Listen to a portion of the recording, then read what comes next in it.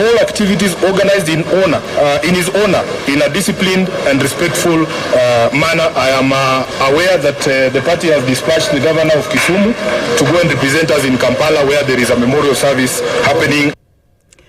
Meanwhile, ODM has reaffirmed its commitment to continue championing diversity, equality, justice and peace as part of preserving Raila's legacy.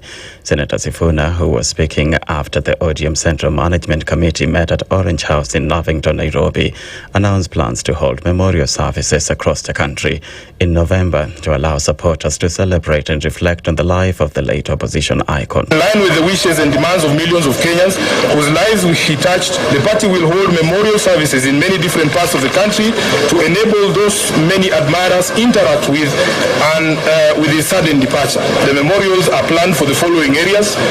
We will start with Kilifi County, will be in Magarini on 2nd and 3rd of next month. Then we will do Homa Bay and Migori on the 5th and 6th respectively. Sifuna also announced that Mombasa will host ODM 20th anniversary celebrations next month as part of efforts to strengthen its grassroots network. Given the love Right Honorable Raila had for ODM, we believe he has joined the nearest branch of ODM in heaven. We shall honor him here on earth by strengthening existing branches and opening new ones to allow as many of his supporters as possible stay closely with him via the party. As part of the strengthening and spreading the reach of the party, the ODM at 20 celebrations will proceed on the 14th, 15th and 16th of November in Mombasa County, accompanied by activities aimed at cementing the unity and solidarity within the party. Transport PS Mohamed Dakhar has reaffirmed the government's commitment to enhancing port, rail and road infrastructure to boost trade within Kenya and across the East African region. He was speaking in Mombasa at the International Trade and Transport Conference. The PS highlighted ongoing construction of 2 berths, one at the Port of Mombasa, berth 19B, and another at the Dongo Kundu Special Economic Zone to increase container handling capacity. As a country, to give you the assurance that through the able leadership of our President, we are determined that we make sure our port is very efficient, or rather our ports, including Lamu, which is our second port. Our roads are decongested and safe to move cargo. The railway infrastructure is taken to where it is intended to be taken to, and all other maritime and other transport supportive infrastructure. Cameroon's 92-year-old president has won a controversial 8th term in a fiercely disputed election. Paul Biya, who's the world's oldest head of state, won 53.7% of the vote, compared to the 35.2% of opposition leader Issa Bakari, the Constitutional Council declared.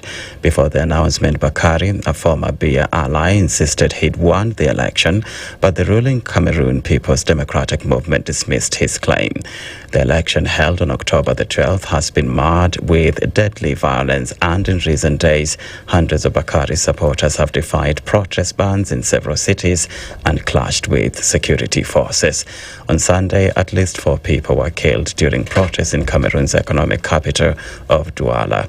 That's the Newswire. I'm Edwin Lisamira.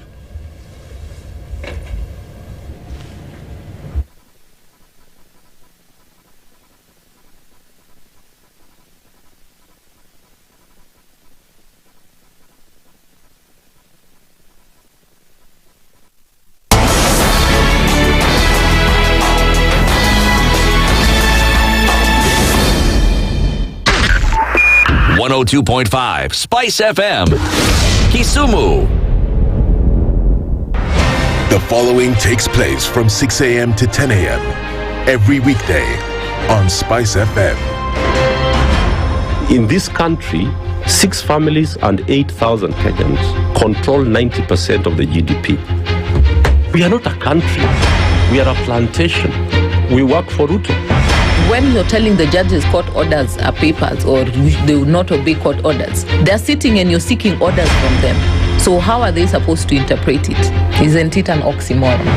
When you see a judiciary that seems to be under some control somewhere, you start questioning.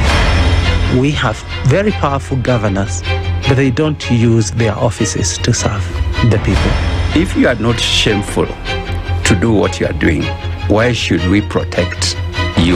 I'm human. Everybody's human. So when you're told, kuja tuongee, I mean, you'd be a fool to say, staki kuongea. Conversations have to be had, you know? People in leadership should only go into leadership if they are ready and willing to change the lot of the people. The Situation Room, Kenya's biggest conversation. One of the things that are ailing our country is negative ethnicity. You find you as a state officer, instead of thinking as a Kenyan, you think like a tribal person. Let me tell you something. The biggest problem we have had in this country is a leadership deficit. There is nothing that you are going to do in the process of change if you are not a risk taker. So you really have to pursue your vision to a logical conclusion and even be ready to step on people's toes. When it comes to the economy, you can run away with it. They say statistics are like bikinis. They reveal a lot, but they conceal the vitals.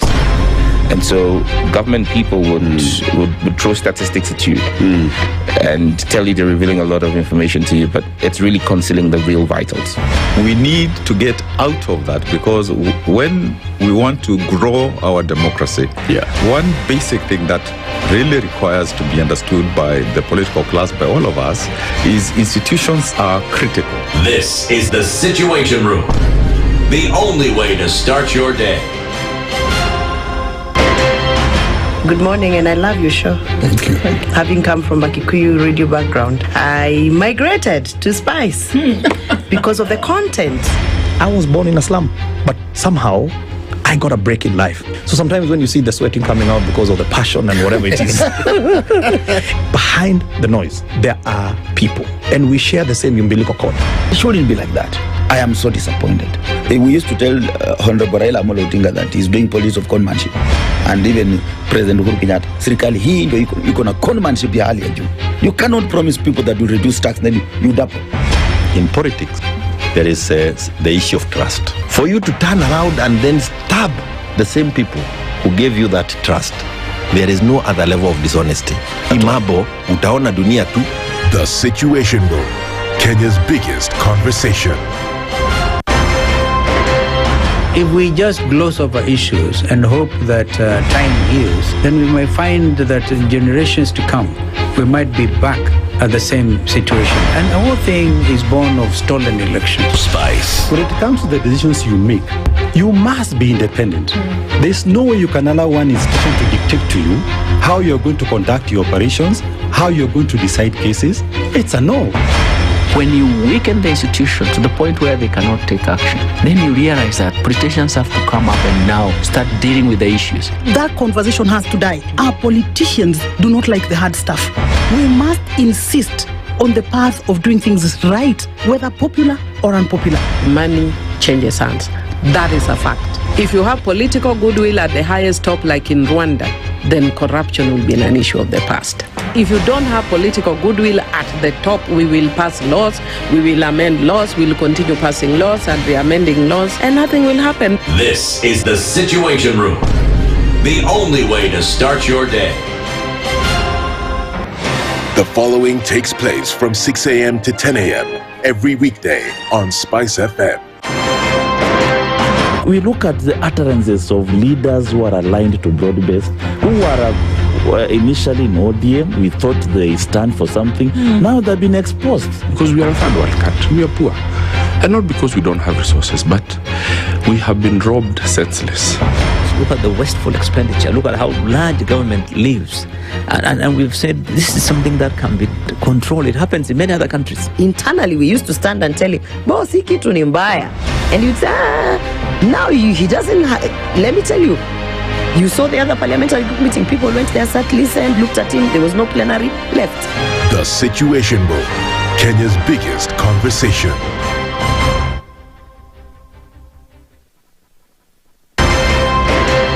One of the things that are ailing our country is negative ethnicity. You find you as a state officer, instead of thinking as a Kenyan, you think like a tribal person. Let me tell you something. The biggest problem we have had in this country is a leadership deficit. There is nothing that you are going to do in the process of change if you are not a risk taker. So you really have to pursue your vision to a logical conclusion and even be ready to step on people's toes. When it comes to the economy, you can run away with it. They say statistics are like bikinis. They reveal a lot, but they conceal the vitals. And so government people would throw statistics at you and tell you they're revealing a lot of information to you, but it's really concealing the real vitals. We need to get out of that, because when we want to grow our democracy, one basic thing that really requires to be understood by the political class, by all of us, is institutions are critical. This is the Situation Room, the only way to start your day. Good morning, and I love your show. Thank you. Mature, intelligent talk every morning. Spice up yourself. Mornings done right. 94.4 Spice FM, Nairobi. It's because it's raining. Wait. Good morning. Good morning. Hey, hapana. Bado. Ui. Sama tena. Ile kitu ilifanyika. Good morning. Bas. How are you this morning? Salam sana. Lady in green. Imagine. Is waiting for me. Hey, songs have been sung. Nobody knows. Anyway. I don't know what these things are on my head, but I look like something out of Battlestar Galactica. You know that meme? Pilot speaking. For real? Ooh, okay. Hivi, ni nini inafanyika huku? Where are the normal actors? I can't understand what you're saying, but okay. Yeah. That thing is dead. Sennheisers, though. Sorry? Sennheiser. Sennheiser. Yeah, I get it, but it looks weird. You know how when you like the thing that you know? I know it fits different. Yeah. It actually does. Good morning. Dennis Okari. Guess who's back? Good morning. Guess who's back? Back again. Not like I never Tell left. your friends like you never left. Yes. Ebu ngoja kwanza. Uko salama? Niko poa kabisa. Uko poa? I'm sorry. Masaibu, kwa Kiswahili tunaita masaibu. What is the masaibu? Problems. No, masaibu is no problems. Is what? Challenges. Situations. Masaibu is situations, I think. Oh gosh, yes. How are you though? I am fine, thank you. Yeah. I'm good. How are you, I'm very Aseto? happy that you are fine. Missed you guys a lot. I missed you. I need to give you a hug. Well, get it out of the way. Do it now. Yeah. Get it out of your system. Let's just finish it all. Yeah. Quickly, just finish. Gosh, be done. this is so weird. Oh my God. It's good. The brotherly love is something that cannot be replicated. Yeah. So now that you're done with that, everybody okay? Everybody okay. Okay, sawa. We're very happy that you're well, Okari. Even and I came with the rains. You brought rain. Yeah. Very good. Call me a rainmaker. Oh, okay. Please make it rain. Make it rain. I beg, make it rain. What rain are we talking about? Sasa si ile ya maji. You know, in Nigeria, making it rain means something different. Totally different, my dear. Hey, good to be here this morning. It's the 28th of October. Imagine. Just like that. Wow. Already the 28th of October, and we're getting into day 2 of KPSEA and KJSEA, and students getting into it, and just, again, continuing to wish everybody who takes those exams, and then into KCSE as well, the very best of knowledge and memory and understanding as you go into this, right? And we'll be having a couple of conversations here. ODM met yesterday. They will be in the broad-based government until 2027. Folks saying 1, 2, 3 things. Okay. While that is all happening, Tundu Lissu, who we know was acquitted of all treason charges and free to go, is still in his... He was? Yes, he was on Friday. Okay. While you were away, many things happened. Okay. However, he's chosen to remain in his cell until the 29th of October. And while that's been happening, they've now set up his cell with CCTV cameras 24/7. They watch his every move. So he's talked about even when he's changing or has to relieve himself, he's being watched. He was in a cell with death row inmates who have since been removed. So he's in complete and total isolation. And he fears for his life. He sent out this... and we saw that journalist Shai mentioned it yesterday. So Tanzania goes to the polls tomorrow. And the thoughts... It's tomorrow. Yeah. So wait, why is he still in a cell? In terms of solidarity, he says, or terms of continuing to push an agenda, where he says he wants to then hold on to that. They held him for so long, and he was innocent, according to him. But he wants to, I guess it's a statement that he's making, that he can stay a couple more days. He kept him there for close to a year on trumped-up charges. So he can stay... Yeah, so what's a few days gonna do? That's what he says. But within that period of time, the way he's being treated is a cause for suspicion, he says. So he's not quite sure. So this has been a blast all over the place. And while that's happening, Bob Njeri and Nicholas Oyo are still missing. They were last seen in Uganda, having attended the event on invite of politician Bobi Wine. They were picked up by armed men, and they were never seen again. High Court in Uganda declined to compel anybody to give information as to their whereabouts. The military has said they do not know. And it continues to be an issue, because where are these men? The High Court had initially said, bring them to court, dead or alive. That did not happen. So we're still dealing with a very, very difficult situation in terms of where are they. And as that is all going on... I thought I heard yesterday somebody saying, I think it was a press conference by Amnesty International.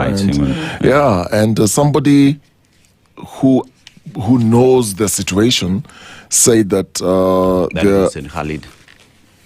It's Hussein who said that they're unwell and they need urgent medical attention. So where did that message come from? How would he know that? I don't know, because Hussein Khalid in that statement exactly said that they have information that where they have been held, they are unwell and need urgent medical attention. So, but by the time you get information like that, somebody must have given it. Somebody then is aware of so their they're being held whereabouts. in Uganda. So there's a problem, and it could simmer and boil into a diplomatic tiff if you had a Minister for Foreign Affairs who would open his mouth and say even one word about this situation. But sadly, you don't. We are on our own. We are. That's the thing. Forget diplomacy.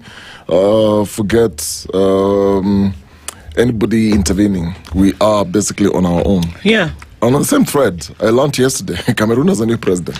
My friend doesn't have a new president. Cameroon has the same president that they've had since 1982. He's 91. The man couldn't even... 92. The man couldn't even come out and campaign. But they were using... caricature. Yes, in different places to... It's just ridiculous. You know, I hear there are children in that country who don't know how the president looks like, because the photo that they, whatever the image of the president is when he was young. So they don't know how the president looks like today. Oh, he never comes out. No. He's sick. He's sick. He's old. So you take a photo that early you took, onset dementia. Photo you took 40 but he years knows, ago. But he knows enough to want to continue being president. Maybe he's not the one making those decisions. Oh, and not his wife either. So protesters went to the streets. Some were killed.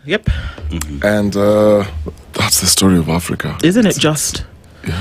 Meanwhile, on the other end of the pond, Yoweri Kaguta Museveni is also running for election. He's 82. He says it's the last one. He says it's the last one, but we'll see. It's always been the last one. It's always the people who say, just what as I wrap up, really. And we're here an hour later. And then after the sun, of course, is somewhere on the periphery.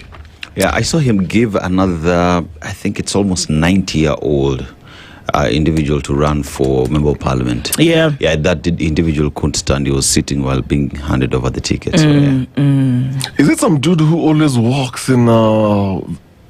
that's something different. That one wasn't even walking. That one was just sitting. Right. And so, also, while you were away, Okari, we have a new place where we hang out. We don't go to our offices. We don't go to our counties. We don't go to our homes. We go to Opoda Farm in Bondo. You go where? Opoda Farm in Bondo. We hang out there. And we want to show that we are in solidarity with the late Right Honorable Raila Odinga. So we go to the farm to show that, So that's where we go. Like if you're looking for your Nairobi governor, look in or your the new annex, which is in Bondo. Nairobi County Annex is in Bondo. It's now in Bondo. Yeah. So that's where we hang out nowadays. Yeah. So all roads lead to Bondo. And they keep leading. Yes. If that's English. But just take it as it is. See when you order a taxi. Final destination. I don't know what to make of what you guys are saying. Whether it's a joke. It sounds like a joke, Sindel. It actually sounds like a joke. That's why it's painful. So what's going on? That's why it's painful, because it's actually reality. It's a reality. Yeah. Wow. So everybody's outpacing the other to see who will go next and how many you will bring and who you will outdo. How many cows you'll bring and all that stuff. Yeah. You know, Nairobi is raining. If it continues like this, flooding, we're waiting for the boats. But the happiest that I've seen Ida Odinga. And Jamaica is like, was it today? It's expecting to, there's a hurricane or something. Yeah. The happiest I've seen Ida Odinga, however, is in the company of this young girl who went to see her a day ago. And it's actually named after her. She came all the way from Turkana. She went to Bondo. And Ida Odinga's face lit up like, this girl is named after me. Yeah. She's come to pay her respects. And that she promised then to pay the rest of her school fees and, all of this. That woman lit up like a Christmas tree when she saw this girl. And you know what? And it was the happiest that because it was genuine. Yes, exactly. And it was authentic. Yes. Yeah, you can always tell this person is genuine. Yeah. All these are people coming to cry, laying flowers. I'm telling you. I think another point where I saw the entire family just lit up is when Arsenal fans showed up. That was interesting as well. That was interesting. Yeah. They showed up with Baba's jersey, handed it over to the family, and you could finally see that smile. So those are lessons. Those are some of the things that we'll be discussing this morning. Never a dull moment. Never. You'll be gone for 3 seconds and things have happened, my friend. And we'll be looking at more of those as we have the conversation. So good morning, everybody. EVE is here jumping about as usual. Good morning. Christine is looking at me as though she wants to eat me alive. Joylene returned our chair. Guys, Joylene stole our chair, but she has returned it, so well done. She's also smiling. Christine, we see you. Good morning. You used to wake up at 2, but Nisawa. And EVE has just been shouting at us since yesterday, but we thank God. We are here together and we'll do this thing. Our audience on KTN is here. Good morning, everybody. And our live streams are up on YouTube, Facebook, and on X. Wait. I forgot.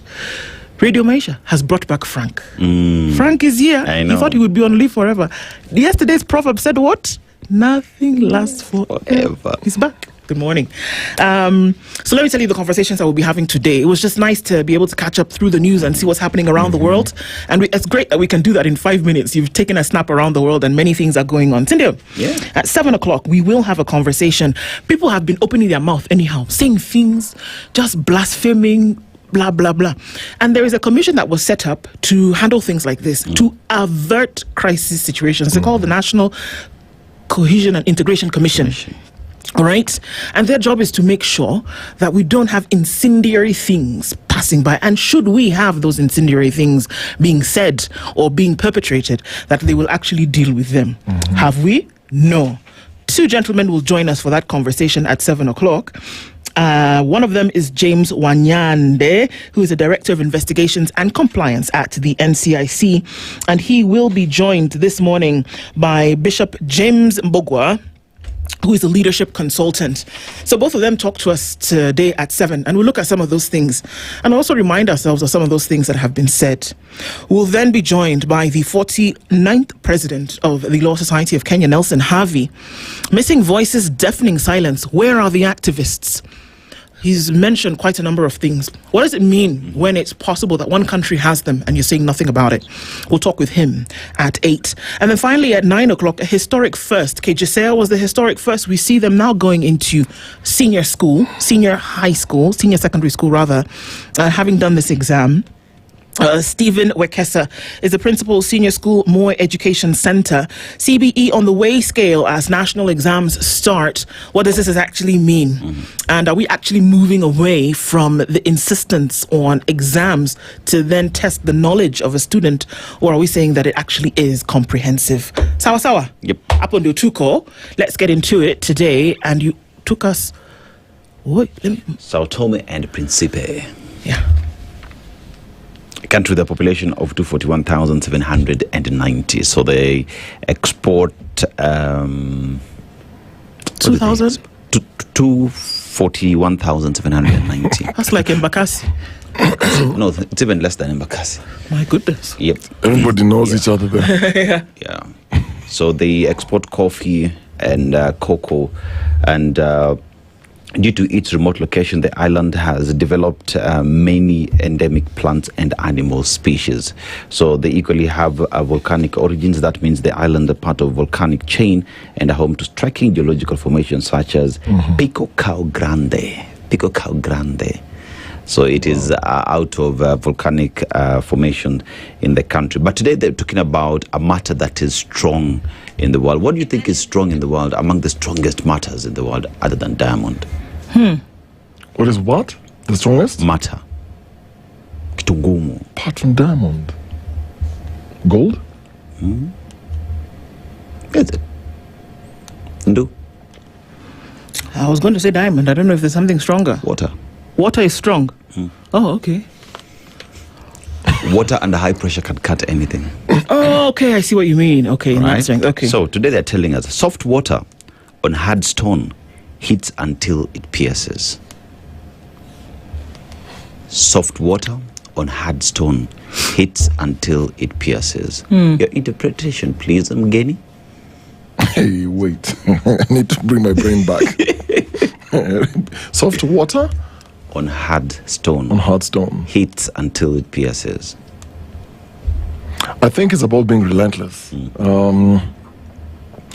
I know of an analogy where if you keep, so if you take, for example, you take a glass or a tumbler or whatever, and just drop by drop consistently, you pour those drops. They're very soft drops. You drop them just on your skin consistently, and for a prolonged period of time, you'll start feeling pain. I guess it just speaks of being consistent, being relentless. It may feel like the way they say that people throw soft punches, but those soft punches, you keep hitting the same spot consistently. And another image has just come to my mind right now. UFC. Do you watch UFC? So there are fighters who will target, if it's the leg, squembe. That one. They just target that squembe. That's just squembe on the right foot. That's all they keep targeting. They keep targeting that, and eventually the person ends up falling because of the pain. And so it's being relentless, being consistent, and never giving up. True. I guess, persistence for me. That if you keep at something, you will get the results that you started with, regardless of whatever side of the spectrum you're on. If you keep at something, you'll get it persistently. I'll just look at it in terms of, let's look at the colonial time. So in that instant, you'd find the locals were seen as that water. But when they started speaking a day at a time, guerrilla warfare and everything, finally, that stone gave in and independence was achieved. Same as Gen Z started on the social media, who would have thought that that house would fall, that bill would fall. You can go to Madagascar as well. Even the president has been stripped of nationality. Exactly. Persistence. And it pays for sure. All right, let's say a quick hello to guys. Let's take a few minutes to do that. Peter Chiari is tuning in this morning from Mombasa, and the prayer is, Lord, have mercy on the people of Jamaica by keeping them safe from Hurricane Melissa. That's it. It's Hurricane Melissa that's coming, and it's coming hard. So to actually pray that people are safe, they've already been warned to, move to higher ground, or to. And we also know that this is a front for this kind of insane, extreme weather patterns. So for them to then use their protection, we just pray that everybody was safe. And on a lighter note, they name all these hurricanes after women. Most of them, not all of them. Give us a fun fact. I don't know. I'm just saying. I mean, Katrina was one that was devastating. There was Mina. What was her name? Nina. No, El Nino is a weather pattern. But there was another one that was quite famous. But anyway, it's interesting, the names that they give them. I think I should study... Hurricane Dennis? Dennis the Hurricane. No, Hurricane Dennis. We can look for one, we can make it. But actually, I think I want to study the environmental thing and figure out how they name them. I'm going to do that tonight. Ndu ask Aseto. Yeah. Will ODM preserve the Raila legacy? It's a hope. It's a hope. Sawa. All right. R says, Mpo, good morning. Agutu Ogembo says, good morning, Team Spice. Hi, Spice FM says, Shak Bet, good morning to you. Arthur Wino says, good morning, Team Spice FM. Good morning. Vince Chipatuka is greeting us. Good morning from Zambia. Good to have you in. Good morning from Mombasa. Desmond T says, good morning, Spice. Says, ODM should stop giving loopholes to the opponents. Why come to the media right now? Well, I guess in their own wisdom, they decided it was a good time to do this. We'll see. Things will just open up eventually. Pan-African Kenyan says, good morning from Nairobi. Joseph Makua is tuned in. Good morning, Team Situation Room from Baragoi, Samburu County, tuned in. Attack Uganda is where Kisa Daniel is. Peter Goge is tuned in this morning. Good morning to you. Richard Odera is also here. Cole Kip Kano, so I can get through everybody here. We see you. Tibbs Muge is also tuned in. James Kamau is tuned in and says, please call Giviji, no more promises. Ooh, okay. Big love from Lodwa, says Daniel Esimit. Good morning to you. Izakale, we see you. Good morning. As Kenya debates casting Raila into bronze, we're reminded of Moses, who led to the edge but never entered the promised land. But Moses is attributed for, a lot of the things that the Israelites then developed into before they actually crossed over. Yeah. That's all attributed to Moses, if you read in the Bible. So Izakale, good thought there indeed. Morning from Preston, UK, is Rahim Sula Omar. Austin Mkikuyu is tuned in this morning. Let's get the Tuesday business going. Let's get at it, bro. Christina says, good morning. Eric Owo is also here. Fiery Red. Yay, Okari's back. Yes, he is. Robinson Gatiba says, good morning. Ndu, yes, 96.0 in Nakuru is dead since yesterday. EVE, you want to ask them a question or two in terms of what's happening? That to be looked into. Mutufulani says, good morning. Welcome back, Okari. We missed you. And we even found an assignment for you. Utachukua NK2 is 2NK. 2NK matatu ende Nakuru. I'm a Molo line. We'll explain later. Sabalheri Team Spice, Okari brought lots of rain. He did. The green symbolizes green symbolizes growth and harmony. Indeed, it does. Good morning to you, Richard. Mkwama, good morning. D&D, back together indeed.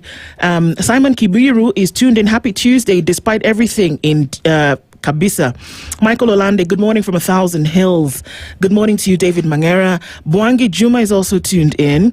James Kamau is here. Atieno Hamjamboni from Kilifi. SKM, Ivory Coast President, 83, secures fourth term after two rivals barred. Yes, indeed, he did. So it looks like there's something. We also see, an 80-year-old in Malawi, 83-year-old Ouattara in the Ivory Coast, Biya in Cameroon, probably going to be Museveni in Uganda. So, is it the trend? And what on earth are we doing? Pan-African, we see you. Good morning. Yes, DD says Baba doesn't go for 3 seconds. Yeah, you need to understand what I was saying, that so many things have happened very quickly. So understand the meaning behind the thing. So don't get upset. Sawa. Siayan says, good morning. 29-year-old Biya wins an 8th term. He's actually 92. I can see what you did with the numbers, inverting them there. Nyakundi Emmanuel is tuned in also and says, we can start deforestation. And why did we have to start planting 15 billion trees?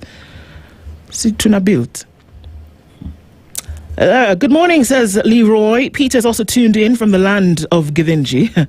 Newton Emasa says, we are crucifying Cameroon for having an elderly home in their state house. Wow, we had our own people's president who falls in the same group. Double standards. Really? Okay. Profix Technology is tuning in this morning. Kei Motoko is tuning from Kinshasa.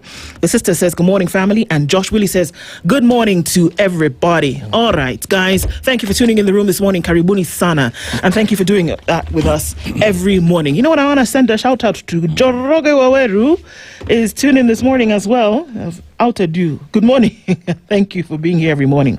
Why are hurricanes named after women is what he's asking me this morning. Because I'm not going to read the rest of that. But good morning, Waweru. They come like a hurricane. How about we look into the headlines? It's about to go down. On the front page of Kenya's bold newspaper, The Standard, keep off politics, shouting at us. Cabinet secretaries have been traversing the country in full campaign mode, using public resources and state platforms to drum up support for UDA candidates in the ongoing by-election campaigns and President Ruto's 2027 second-term bid. Well, that's where you're going to hear Musalia Mudavadi. But on the issue of missing Kenyans, zip. Zero. The campaigns have drawn senior public officials, including those that hold offices that the Constitution determines to be purely apolitical. Now, LSK wants a court determination to bar them from active politics, arguing that such behavior is partisan, a case of misuse of office, making them unfit to serve all Kenyans.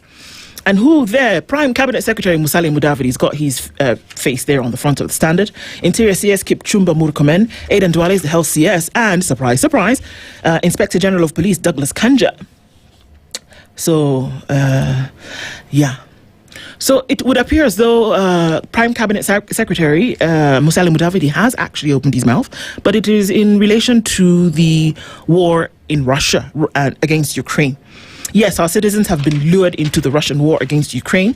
The government has acknowledged this paper's revelation, saying it is working with Russian authorities to trace citizens lured into the war front and enable them to reach Kenya's mission in Moscow to help them to travel back home. So, yeah, he seems to have information about that. Working with who again? Russia. The ones who drafted them to go for war? Yeah. Okay. To look for them? Yeah. Do we not know where they are? They are in the front line? No. Okay. Yeah. Kajase and Kipsea, exams begin amid schools' state row over capitation. So it's funny thing. The term has ended. What we're doing is we're in exam period. Migos Ogamba decided that they were going to send some money. So they sent some capitation day before yesterday. What? Yeah. Where kids? I don't know what they're supposed to do with it, but okay. Why the students? In their houses with their parents. Okay. Yeah. Takunywa maji. Rhodes' body on the spot as floods cause widespread havoc in Lanet. So, the Kenya National Highways Authority is under fire because what is going on? Ruto's cabinet police boss sued for campaigning and abuse of office.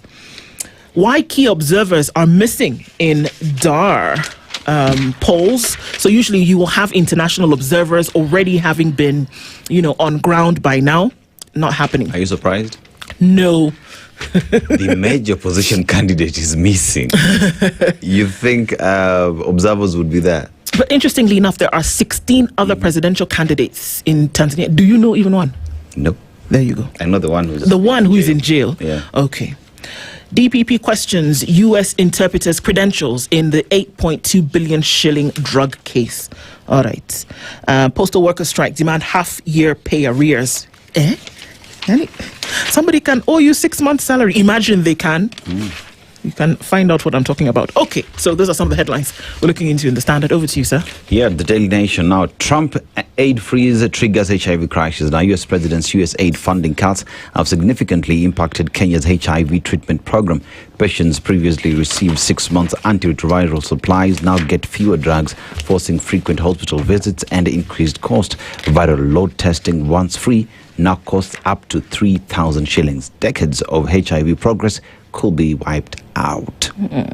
Now, ODM moves to preempt post-Raila power. Now, this Senator Oburu Odinga, who chaired the first meeting of ODM's key organ Central Management Committee yesterday as interim party leader with Secretary General Edwin Sifuna, have adopted a hawkish stand, reading out the resolutions. Among them, a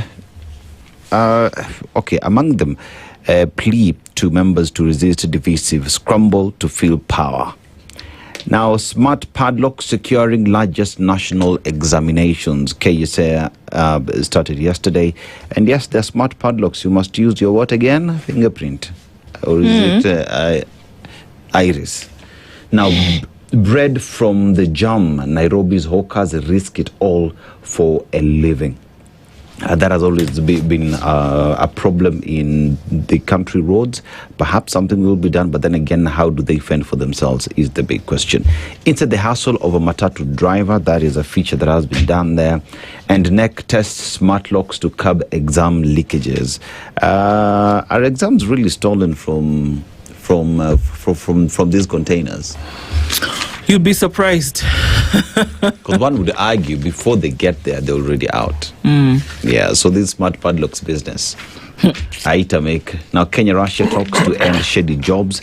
We've seen that, as well as Kenya says it's working with Russia to bring back its citizens who've been drafted for the war in the front lines. Yeah. Okari. Okay. Let's look at the stuff very quickly. Raila's succession, who will be next king of Nyanza? That's a question. Seasoned and youthful contenders vying to inherit his mantle. So ODM bigwigs ready for the brawl. We have 5 images there of Treasury CS John Badi, Gladys Wanga, Homobe Governor, Oburu Oginga, ODM boss now, interim, or acting.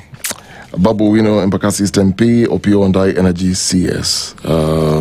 Then there's a story here. Kenya trails Tanzania in economy, according to an AU report.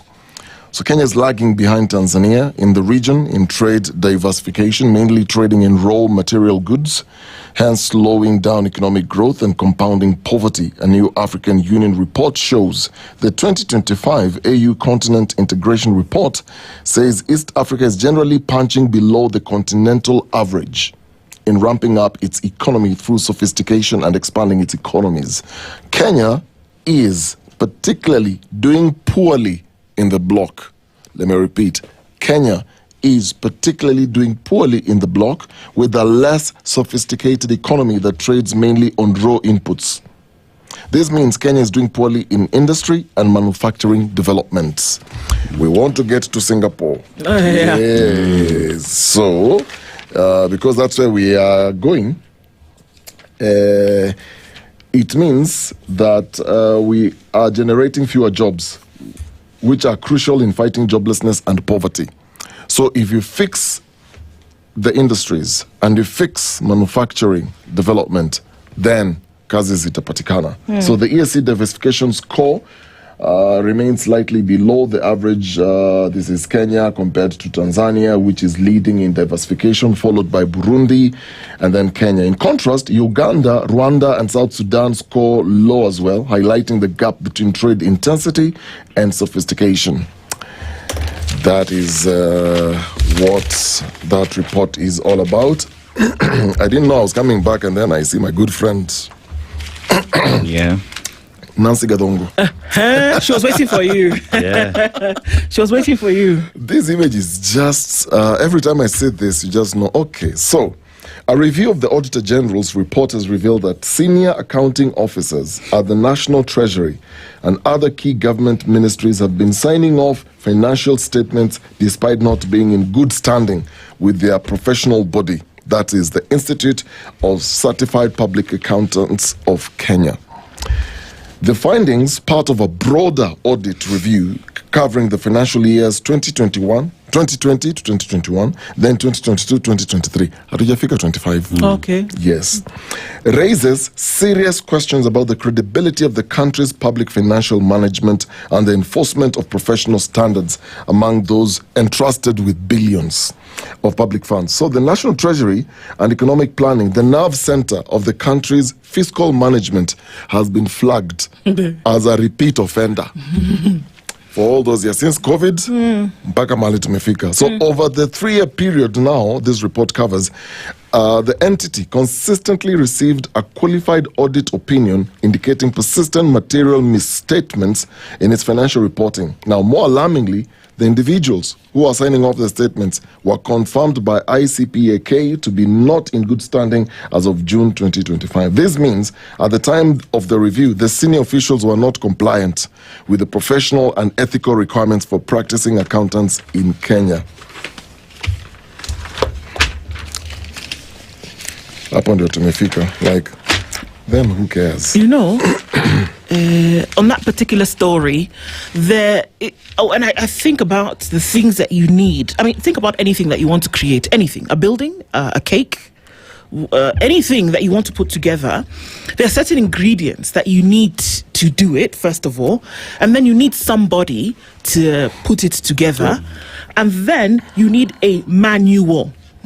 There is, architects will use what is that thing they call? The plan. The blueprint. A blueprint. Yeah. Chefs will use a recipe. You need a plan. Then you follow the plan. Or you have a model. So you follow the model. You find out, what did they do in order for us to get here?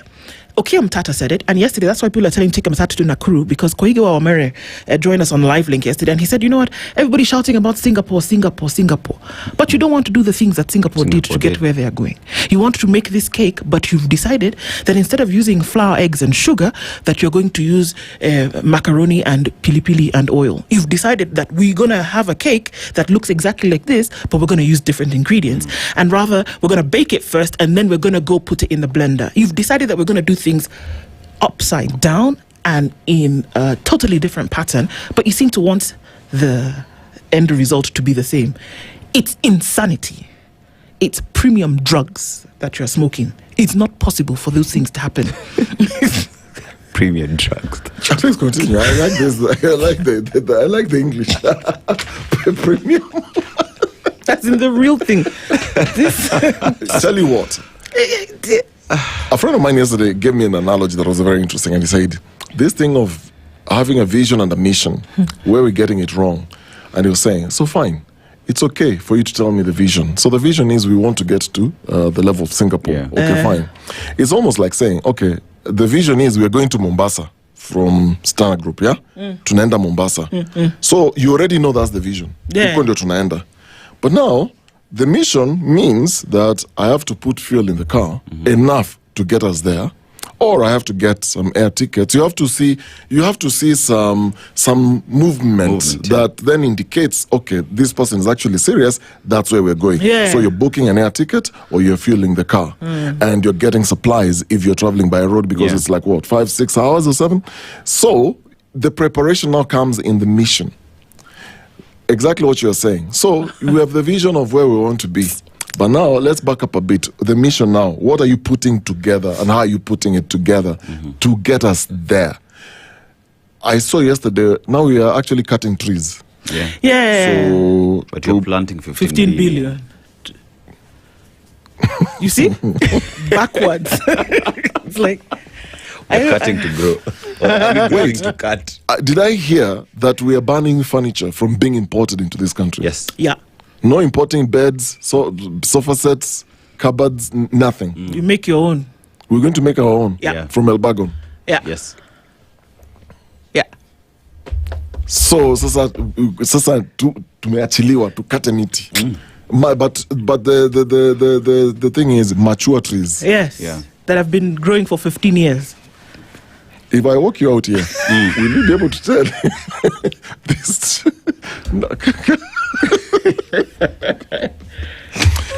Let me finish this story. Households in Kenya, and I like sometimes how writers in newspapers put this. Households in Kenya, that it means you, Ndu, Dennis Aseto, and myself, should brace for even tougher economic times in 2026. Tougher than what? This is the vision. That's the vision. It's tough already. Now, please give us the mission.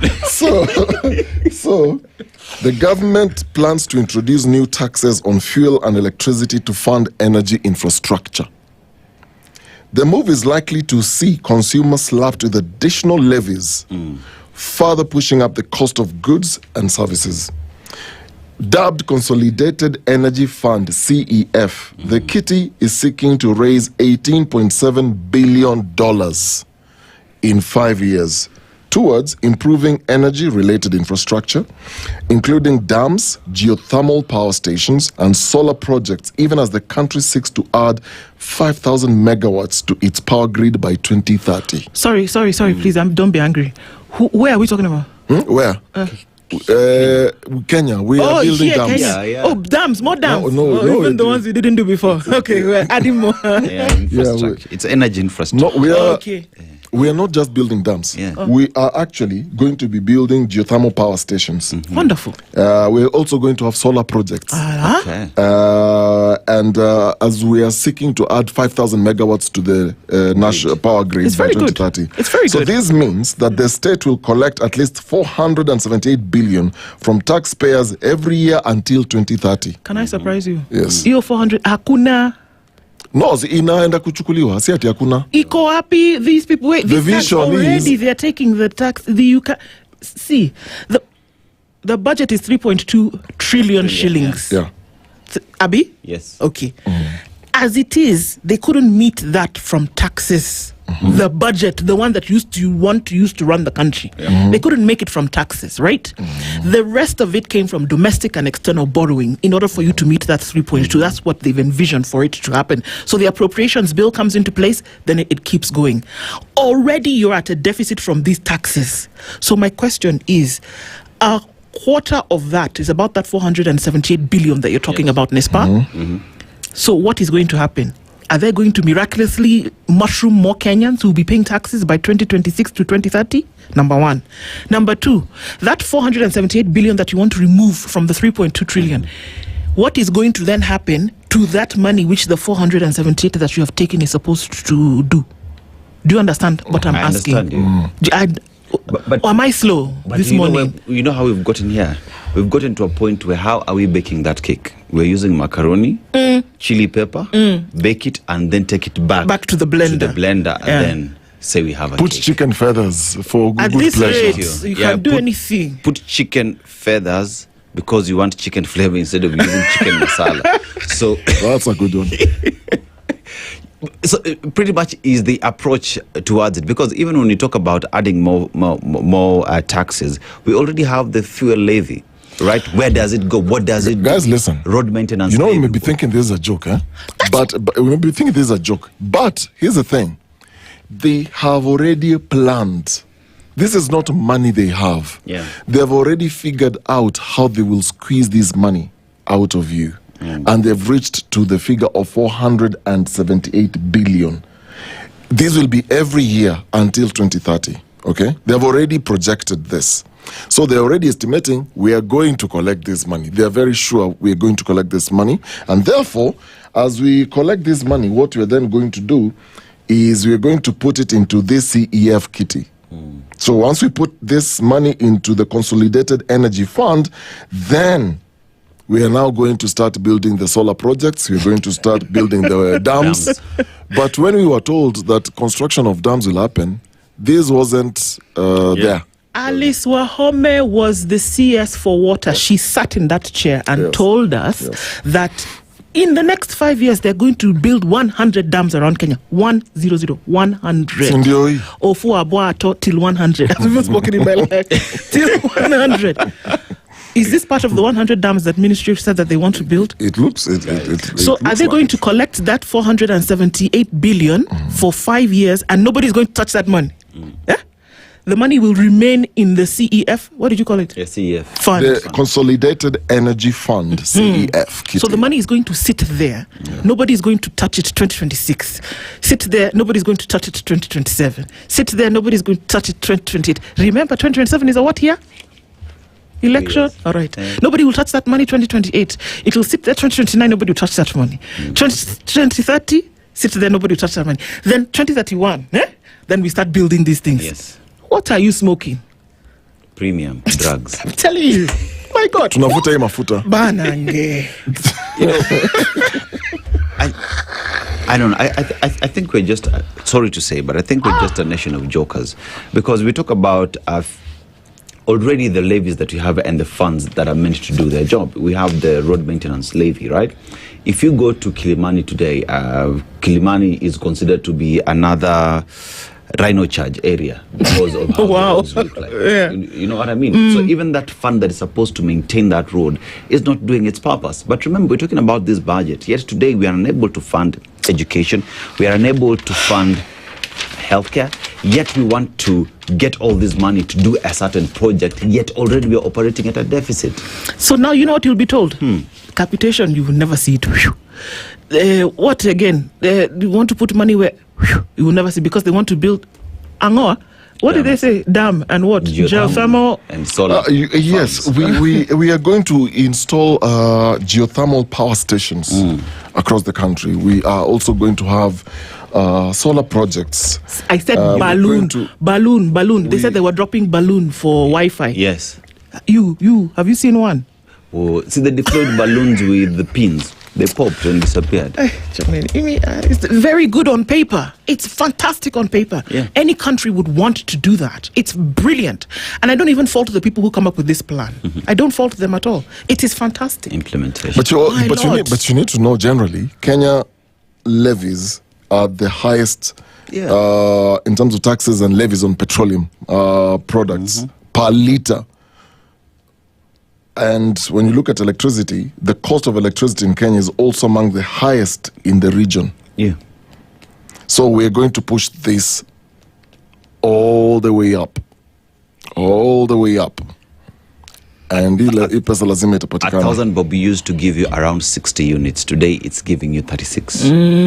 That's just how it is.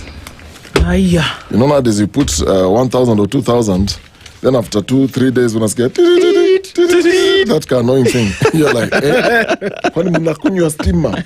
Munakunywa stima. Afunde tuko. Ay, my goodness, that's where we are this morning. We're getting into a conversation soon after 7. Good morning, 7 a.m.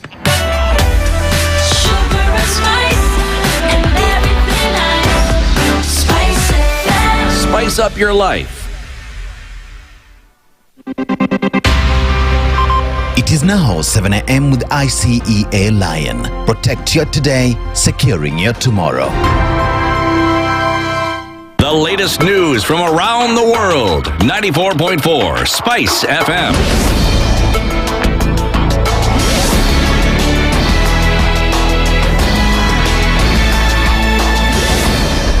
Good morning. This is the Newswire. I'm Edwin Lisamira. The government has confirmed ongoing diplomatic efforts to secure the release and safe return of Kenyans caught up in Russia's military operations. It comes amid growing concern that some citizens were duped into joining the Russia-Ukraine conflict under false pretenses. In a statement, Prime CS and CS for Foreign and Diaspora Affairs Musalia Mudavadi said the government has been in constructive dialogue with the Russian Ministry of Foreign Affairs to facilitate the repatriation of affected nationals. Mudavadi revealed that Kenyan and Russian officials held a crucial meeting last month to address the need for Kenyans detained in various military camps across Russia to be assisted to reach Kenya's mission in Moscow for safe return home. He acknowledged the complexity of the situation, noting that several foreign nationals, including Kenyans, had been caught up in the conflict after signing voluntary contracts with recruiters posing as legitimate agents working with the Russian government. ODM reaffirmed its commitment to the broad-based government on Monday and resolved to pursue all the causes its long-serving party leader Raila Odinga dedicated his life to. ODM Secretary General Edwin Sifuna, who was speaking after the ODM Central Management Committee met at Orange House in Lavington, Nairobi, announced that the broad-based arrangement will run until 2027. As the top leadership of this party, we shall pursue all causes he dedicated his life to, do everything within our power to uphold the unity of the party and apply lessons learned from our departed leader and comrade in the service of the people of Kenya, who he loved and fought for. We reiterate the commitment of the party to the broad-based government until 2027, a relationship guided by the 10-point agenda entered into for the sake of peace and stability of the country. Sifuna also dismissed claims of division within ODM and urged the government to release outstanding political party funds. ODM is not just a political party, it is a covenant that we, the living, must now renew. Let us resist the temptation to scatter in despair or to fight over his political inheritance, as leaders often do when giants fall. Raila's true inheritance is not a name or a position, but a mission. That mission is to continue the struggle for a Kenya that works for all its children, regardless of tribe, class, or creed. We commit here in unison that, as we did during the funeral, that we will not be responsible for any breakup in the party or any unnecessary political turbulence that runs counter to Jacom's dream. At the same time, the ODM Central Management Committee endorsed Siaya Senator Oburu Oginga as the new party leader. Oburu was appointed as acting party leader by the National Executive Council on October the 16th, a day after Raila's passing. A coalition of small political parties led by National Liberal Party leader Dr. Augustus Muli has accused the government of interfering in their operations. Dr. Muli criticized the political parties liaison committee and the registrar of political parties for failing to protect the interests of smaller parties and undermining the multi-party system. He also stressed that small parties have the right to participate in the distribution of political party funding. The registrar, instead of supporting political parties, actually out to destroy parties. Instead of supporting democracy, multi-party democracy, they are showing that they are out to destroy political parties. They are out to close political parties. There is no funding from the government for 54 parties out of the 91 registered political parties. So as chairman of PPLC, I will fight for funding, I will fight for autonomy of PPLC, and I will fight for political space, for the recognition of all political parties in this country. OpenAI has released new estimates of the number of ChatGPT users who exhibit possible signs of mental health emergencies, including mania, psychosis, and suicidal thoughts. The company said that around 0.07% of ChatGPT users active in a given week exhibited such signs, adding that its artificial intelligence chatbox recognizes and responds to these sensitive conversations. While OpenAI maintains these cases are extremely rare, critics said even a small percentage may amount to hundreds of thousands of people, as ChatGPT recently reached 800 million weekly active users. As scrutiny mounts, the company said it built a network of experts around the world to advise it. Those experts include more than 170 psychiatrists, psychologists, and primary care physicians who practice in 60 countries. That's the Newswire. I'm Edwin Lisamira.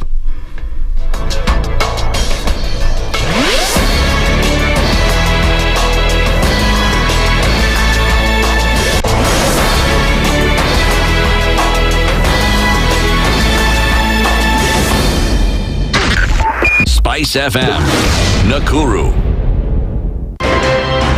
Good morning, and I love your show. Thank you. Having come from a Kikuyu radio background, I migrated to Spice because of the content.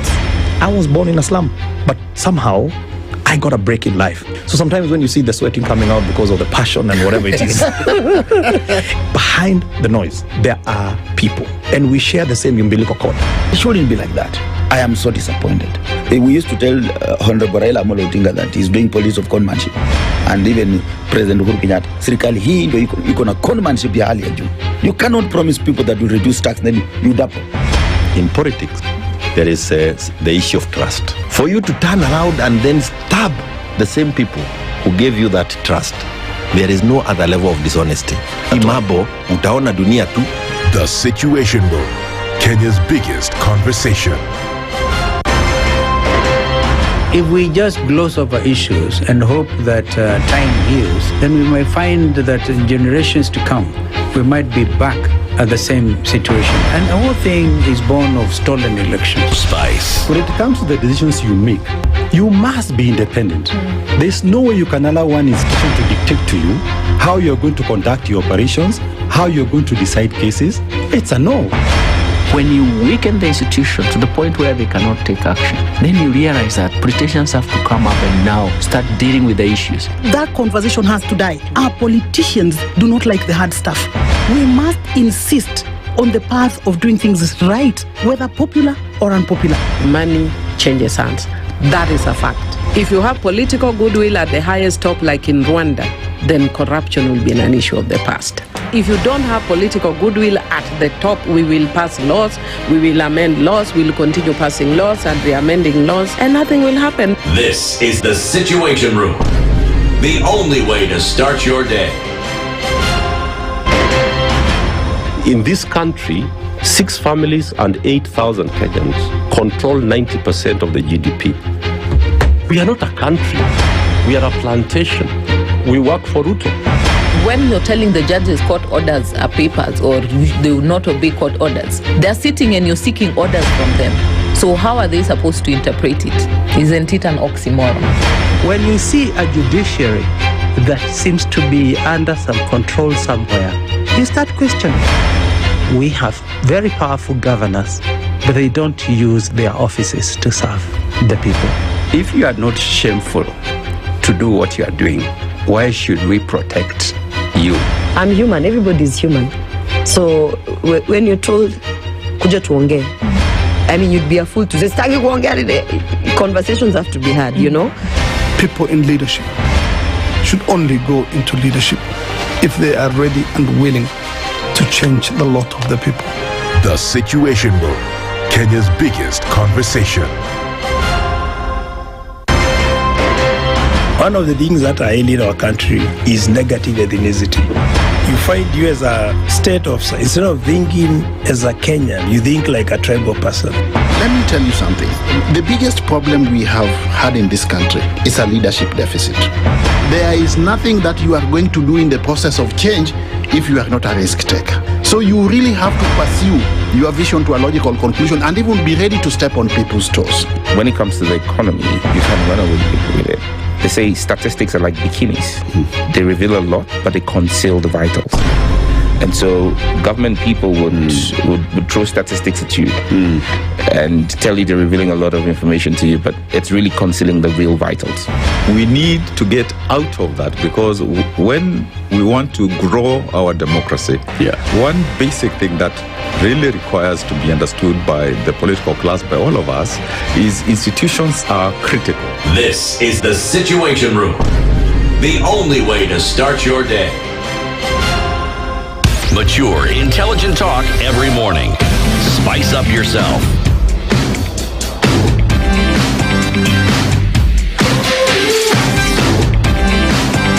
Mornings done right. 94.4 Spice FM, Nairobi. Coming in at 10 minutes after 7 o'clock, this is the Situation Room. It's Kenya's biggest conversation. And this Tuesday morning, the 28th of October, Dennis Aseto, Okoh, and Dennis Okari with you this morning. And we're getting into a conversation on hate unpunished. When words divide and justice stays silent, we're going to have to ask a number of those questions. And then to help us get into that conversation this morning, Bishop James Bogwa is a leadership consultant, and he's here this morning, and he joins us today in the company of James Wanyande, who is a director of investigations and compliance at the NCIC. Both of them here this morning. Good morning, gentlemen. Good morning. Good morning. Good morning. Thank you so much for being here this morning, talking about sticky things, because we've come out of a season where, folks have spoken unbridled, and we're getting into seasons where we're likely to see a lot more of that happen. And the question is just how much can we curtail? But before we get into that, Dennis is going to share today's proverb. We'd love to get your interpretation of it. Yeah, so our proverb today comes from the country Sao Tome and Principe. And it is an island country located in the Gulf of Guinea off the west coast of Central Africa near Equatorial Guinea and Gabon. And the proverb that we get from this country today is soft water on hard stone hits until it pierces. Soft water on hard stone hits until it pierces. How would you interpret that, Bishop? Soft water on hard stone. On hard stone. Hits until it pierces. It talks about the power of persistence. That if you are weak and not that strong, but you persist on doing something, ultimately you'll be able to achieve what you desire to do. Persistence. Yeah. James. Yeah, I agree with Bishop here. You have to be consistent at certain actions. If you consistently do something, regardless of whether, even if it's soft water, then it has an impact in whatever it is that it's trying to achieve. So consistency in action will definitely result into something. Something, yeah, well put. Consistency. I mean, it's just believing that at the end of the day, there is that light at the end of the tunnel, even when you don't see it. Indeed. Yeah. Absolutely. And I guess even when you do a good thing, even when that's for a good thing, we probably see the same also then for a negative thing. And that perhaps could form the basis for what we speak of this morning. That if you consistently use words in a negative manner, or you consistently speak in a certain way, you will get people to start to believe the things that you say, and they inadvertently will act on those things. It may be extreme, but we'll give the example of the genocide that happened in Rwanda, and that a lot of the killing took place on the mention of words from people who were supposed to be influential in society. But we saw that, whether it was on radio, whether it was people standing in a baraza, and that hundreds of thousands of people were killed at the mention of a particular element of hate. Just speech. They didn't have to do it, but other people did it on their behalf. We have seen recently words like that having been spoken. We have seen and we have heard, especially from the political arena, things that have been said. The NCIC was established for many reasons. To curtail one of these, to curtail this was one of the reasons why it was set up. So maybe we can start with you, James. I was going to say James. Both of you are James, but not the bishop. James, the investigator. When we see the things that we see in public having happened, and we know the things that have been said in public before, but all that happens is that folks get a slap on the wrist, and it doesn't happen, nothing is done beyond that.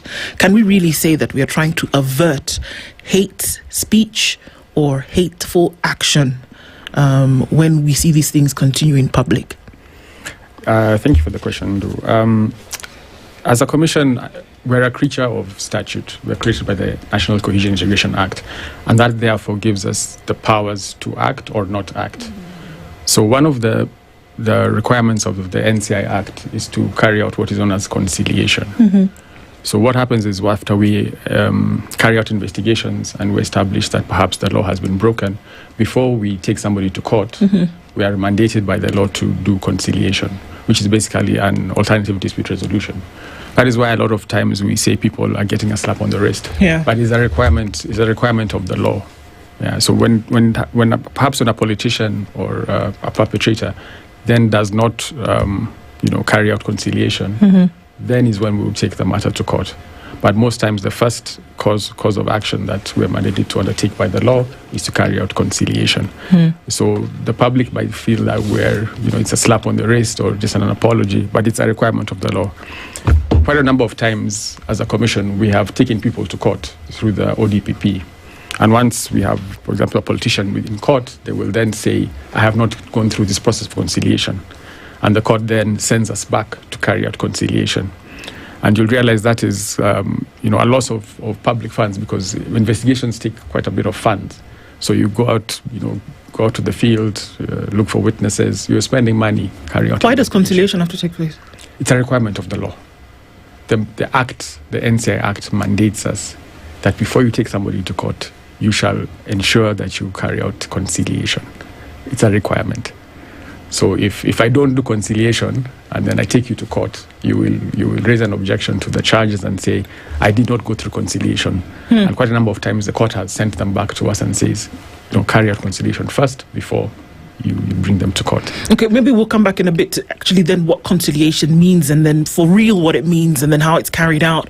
But Bishop, what I'm hearing and what we've tended to see is that then folks can get away with murder, literally. Can say whatever they want, can do whatever they want, and they know that, okay, I'm going to have to go through conciliation. And then, if there's no threshold for proof, then, you can get away with whatever you want. We've heard some incendiary things being said in the last few months. And if anybody were to pick that up, we could actually get into very dangerous waters. Are we giving people carte blanche to then do whatever they say, whatever they want? I think the law in providing for conciliation gave an opportunity to an offender to consider his ways, his or her ways, and change, and perhaps not be found offending one more time. But with that, I see a tendency, therefore, for people to, as you have said, to fall back to the same, because they know I have this alternative conflict resolution mechanism in place, which sometimes can be compromised. And I think my greater concern actually is, if people know that there is that leeway, would there not be like permission granted to people, therefore, to break the law and come back again and ask for forgiveness and be found doing the same. Together with that, I would like to ask our counsel here, conciliation is yes an alternative in trying to solve the issue. But then what measures are put in place so that others can learn from the mistakes of those that have gone the wrong way, so that they also don't think that they have a leeway and they can always break the law? Jinta, I have a question. I'm just trying to reconcile this.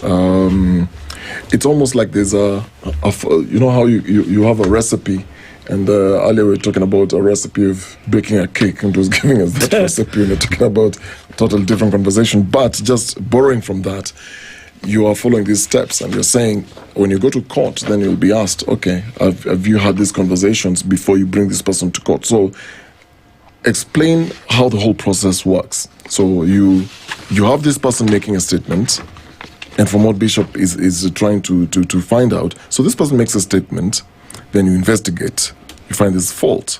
But before you can take this person then to court, you have to sit them down, have a conversation. Bishop was talking about giving them an opportunity to change. I'm just curious, what happens when damage has been done? So let's say somebody made a statement, people have killed one another. So the law in this case forces you to, first of all, have a sit down with this person, have a conciliation before you can even go to court. But there's damage that has already been done. How does it work? Yes, thank you, Dennis. I think it's important to note that, of course, where damage does take place, then conciliation probably would not be the most ideal situation, and each case is dealt in its own special circumstances. So definitely, where damage has taken place, then we would then say that conciliation would not be the best course of action. But it's also important to note that the fight against hate speech is not just a matter of the National Cohesion and Distribution Commission. NCIC is just an investigative body, and like any other criminal justice system, there is the ODPP. Therefore, once we do carry out investigations, and as in our opinion, a law has been contravened, then we forward the file to the ODPP to then advise on whether they will carry out prosecution or not. And in a lot of instances, then the ODPP says, this matter is best settled via conciliation, for example, or this matter can then, proceed to court. So a lot of times we do receive a lot of flack, and I'm not trying to pass the buck, but there are a number of bodies who are involved in the fight against hate speech, including the ODPP. So a lot of times we do forward files to the ODPP. Sometimes it takes a lot of time for them to get back to us, and you realize that some of these crimes, like hate speech, if you don't act on it immediately, then the damage is done, or public lose confidence in institutions, and therefore we all have to play our part. If, for example, I forward a file to you and you take 5 months to respond to me, the public might not be aware of what's happening at the background. The public just knows, so and so said this, NCSC claimed that they're investigating. It's now been 5 months. This politician has gotten away with it. But you see, it's at the back, forwarded by file to ODPP. He's must do his processes, 5 months, sometimes 6 months before they get back to us and say, okay, this one you need to do further investigations, or you need to conciliate. Okay. So unfortunately, the public is then hitting out at us and saying, you're toothless, you're not doing your mandate. James, doesn't that then, if you've done investigations, you forwarded it to the DPP to act, and it takes however long it takes, and you see what one would call a perpetrator walk away, doesn't that then give ammunition to those who we continue seeing doing the same thing over and over again? Because perhaps they say, what I do. Exactly. So there's that aspect of ammunition. But at the same time, if we're able to do conciliation, if you're able to extract an apology from this person as early as possible, then potentially some damage has been reduced. If I come forward and I'm remorseful about the utterances I made, then there's a win, so to speak. How can you tell if somebody is remorseful over utterances that they made? If they're genuine. That's a challenge, but it's the win that we have to take. Of course, some people would take advantage of it and just say, I'll just come forward and apologize. But sometimes we make it a bit punitive in terms of the way you apologize. We had an instance a few years ago of one of the former ministers, Chirao Ali Makwere, who we took through a process of conciliation. And part of the requirements, we had to publish an apology in the newspaper, which cost some money. He had to organize peace rallies because he had made utterances publicly. So we told him that for us to conciliate this matter, then you must, in the same manner that you uttered these words, then you must apologize. So organize a peace rally and do an apology. So you might not be remorseful, but we'll try and make it a bit, you pay some money. I want to come to the aspects of remorse with Bishop in just a bit, but I also want to look at some of these cases because they're public. The Member of Parliament for Kapseret, Osasudi, in 2019 was summoned by the NCIC over statements made on the 30th of March at Cheptiret in Wasingishu, referring to a certain community. In 2025, this was 6 years later, the NCIC announced investigations had concluded against him along with others, and their files were forwarded to the DCI for possible arrest and prosecution. That's one. Dan Wanyama, MP, Webuye West, 2025, the NCIC identified him among 10 politicians whose investigations of hate speech or incitement had been completed and forwarded for prosecution. Peter Salasia, MP, Mumias East, he is said to have been charged with hate speech on the 19th of May 2025, accused of making inflammatory remarks on social media targeting specific ethnic communities under the National Cohesion and Integration Act.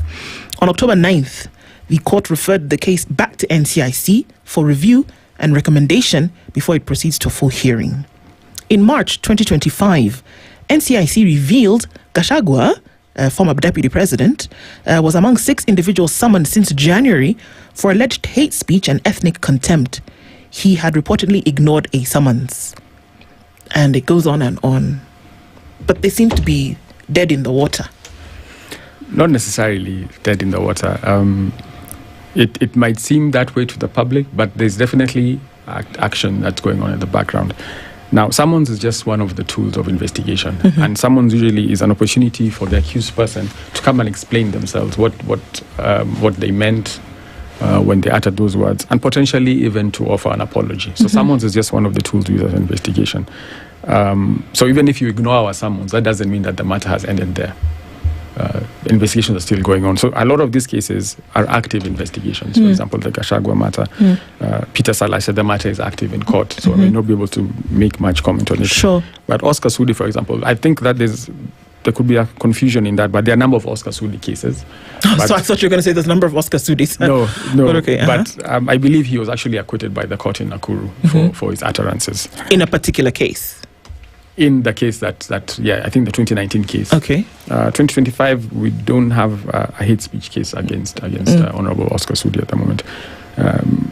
But I don't want to mention some of them because they are active investigations. Understood. Yes. So, Bishop, when we speak about leadership and we speak about those who seek positions of leadership, obviously the NCIC Act was put in place to curtail certain kinds of behavior. Yes.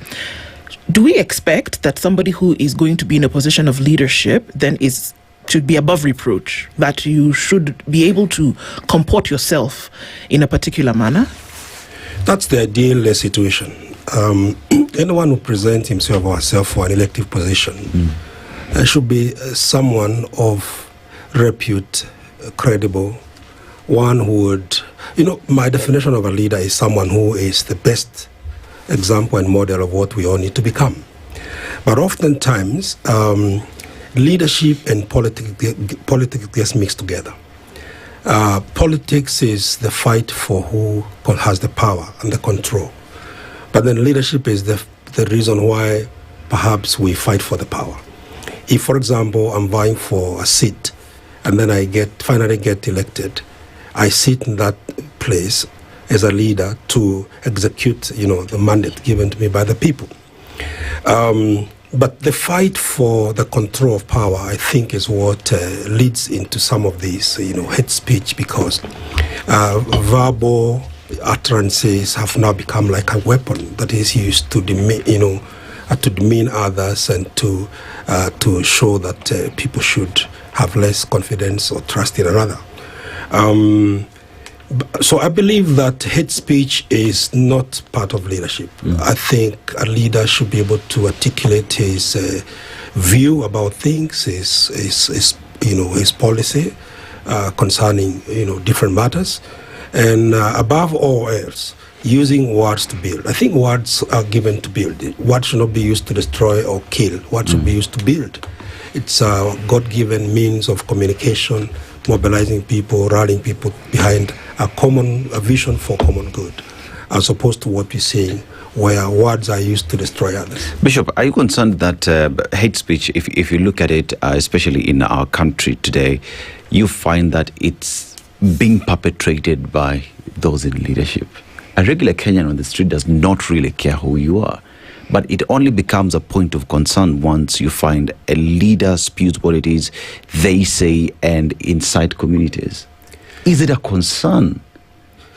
I would say it's everyone, actually. This thing can catch up with everyone. But of course, leaders, because of visibility, we tend to, and of course their field of operation, leading, they are presiding over huge groups of people, we tend to take note of what they're saying. And again, they comment usually on matters of national importance. They comment on matters that have to do with other leaders.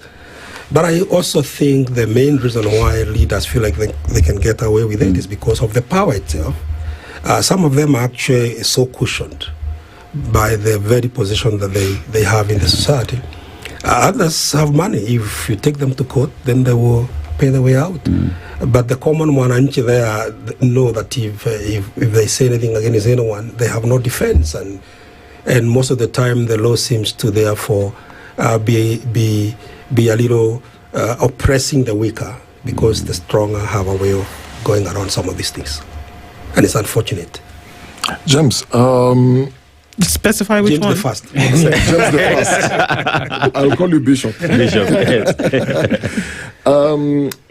I just want to know, the other day we had a conversation around, and it was a country's conversation, where we're looking at corruption. And a lot of the governors and politicians who were then engaged in corrupt activities and investigations. And in Parliament, there is the agency, ESCC, it was called. And let's talk about the files. What's going on with all these cases? And they ended up saying, look, we're doing our job, but here's the weakest link. You earlier said you don't want to pass the buck to somebody else, but you're just one arm. You're investigating, but then after you've done your investigations, because you don't have prosecutorial powers, then you have to hand over the files to another agency. So we've created these several agencies around the justice system where they're interlinked. In your opinion, because you've said this may not necessarily be in the public domain, but there are a lot of other cases. There are so many cases that others you say you don't want to talk about that behind the scenes are being worked on. But publicly, we may feel, okay, this guy, this is a toothless bulldog. There's nothing going on. That's the assumption. In your opinion, because you've said, fine, you'll get your files done, you'll process, and you'll pass over these files to ODPP. In the grand scheme of things, as you're looking at all this, from looking at the past and the history from where you're coming from, what is the weakest link? As I said, I didn't want to pass or cast aspersions on anybody, but we all have our role to play. So in as much as we'll investigate our files and forward to the ODPP, if the ODPP feels that we did not do a good job, then they send the file back to us. So in that instance, then perhaps NCIC hasn't done, its full role. It hasn't investigated the file to the best of its ability. Yeah. But when there's inordinate delay, if I send you a file and it takes 6 months, yes, you may have internal processes that you're doing, but as I said, the public is looking at us and wondering what's going on. You're not doing anything, but there's something happened. Yeah. So sometimes 6 months, 5 months is a bit too long to review a file that is of national interest, of public interest. Kenyans move very fast. So if you wouldn't take that period of time to review a file that's of national interest, then we do get blamed, and then we do then look like the weakest link. And we don't want to get into a mudslinging contest with other agencies that we work with, every day saying that the ODPP is letting us down, or DACI is letting us down, or this other institution is letting us down. So we will not do that publicly. But on the behind the scenes, we do try to get our leadership to have meetings regularly to try and iron out some of these challenges. One of the ways that we're trying to go about this is to have a multi-agency, where we meet all these agencies meet together, the ODPP, DCI, NCIC, so that we don't hopefully get this back and forth. Yeah, so we sit down together, discuss a particular file, and we agree this is the way forward to move on this particular file. So in as much as there are challenges, there are ways that we're trying to resolve these challenges. Yeah, so James, one would ask the question, if you've done your investigations, you feel you have a strong case against an individual or on statements that were made, do you believe that if policy change happens and you're given prosecutorial powers to handle your own matters, there would be some semblance of success? Or do you believe you should be given an opportunity to prosecute your own matter, because you are the one who's gone to the field, you have investigated it, you have the evidence, and feel strong enough that you can prosecute it? If you're given that opportunity, would that be better? Yes, Dennis, I think there's a reason why the ODPP exists. I think before the advent of this new constitution, the police actually had the prosecutorial powers. They would investigate cases and then prosecute them themselves. But there's a reason why Kenyans decided to have an independent office, the ODPP, separation of powers. So, and as much as, yes, we would like to have prosecutorial powers, there's a reason, there's probably a greater good in having a different body checking us out. Because otherwise you could easily abuse the powers that you're given. Yes. Do you feel, as an investigator who has combed through these things over and over again, do you think that the mandate of the NCIC then should be amended? Should the law be amended to allow certain things to happen? That's part one, and I can see you smiling. That's part one of the question. And then, I guess an addendum to that is that because laws are amended all the time, we just came off of 8 of them being amended last week, to then be able to tweak things to happen in a certain fashion. But here we are, over the last 10 years, things have been said, people have acted based on those things that have been said, and we're still basically twiddling our thumbs saying, well, if the ODPP decides that it's serious enough, then perhaps we can do something about it. But people still harbor those thoughts in their minds. Do you think it's time for an amendment of this act? We have been trying to amend our act probably for the past, I would say, 10 years. But it's important to note that a lot of our clients are the people who amend the law. Okay, we're getting somewhere here. Yeah. Okay.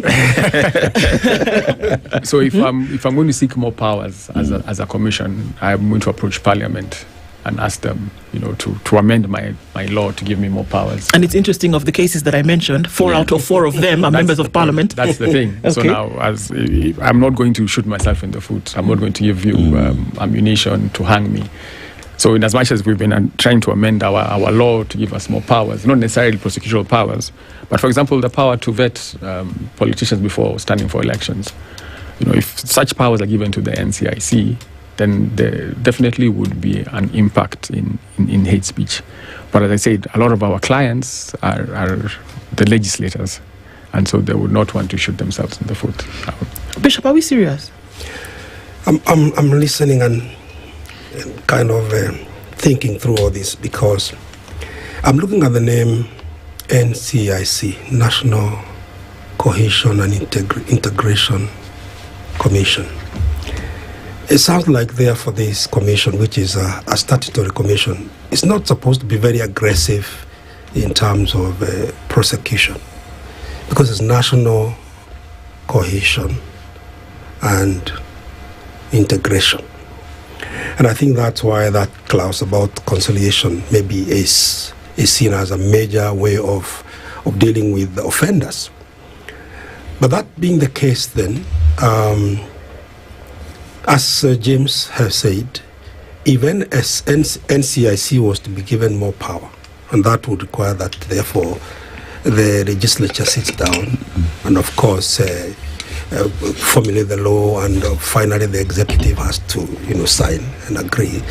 And the people that perhaps are the greatest offenders are actually the very people who would have to go back to. So does that maybe mean that we need to call someone else maybe to accountability, maybe not NCIC, or maybe together with NCIC, we need to call someone else to accountability?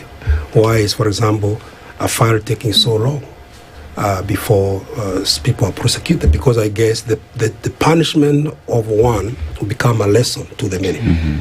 But until we see someone really suffering for their hate speech, we will still keep speaking, in a manner like this suggests that we don't respect the freedom of others, even though we have the freedom of speech and expression. But that does not mean we should infringe into other people's rights and freedoms. Just a question. Okay. Now, let's look at some of the things that happened in other places where hate speech was used as a tool of war.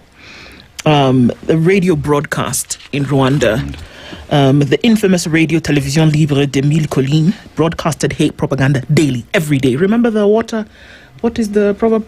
Every day, the water in the thing, it will eventually get you what you're going. Yes, soft water. It used jokes, songs, and talk shows to dehumanize Tutsis, calling them Inyenzi, which was cockroaches or enemies of the state. The announcers gave names and addresses of Tutsis, encouraging listeners to find them and kill them.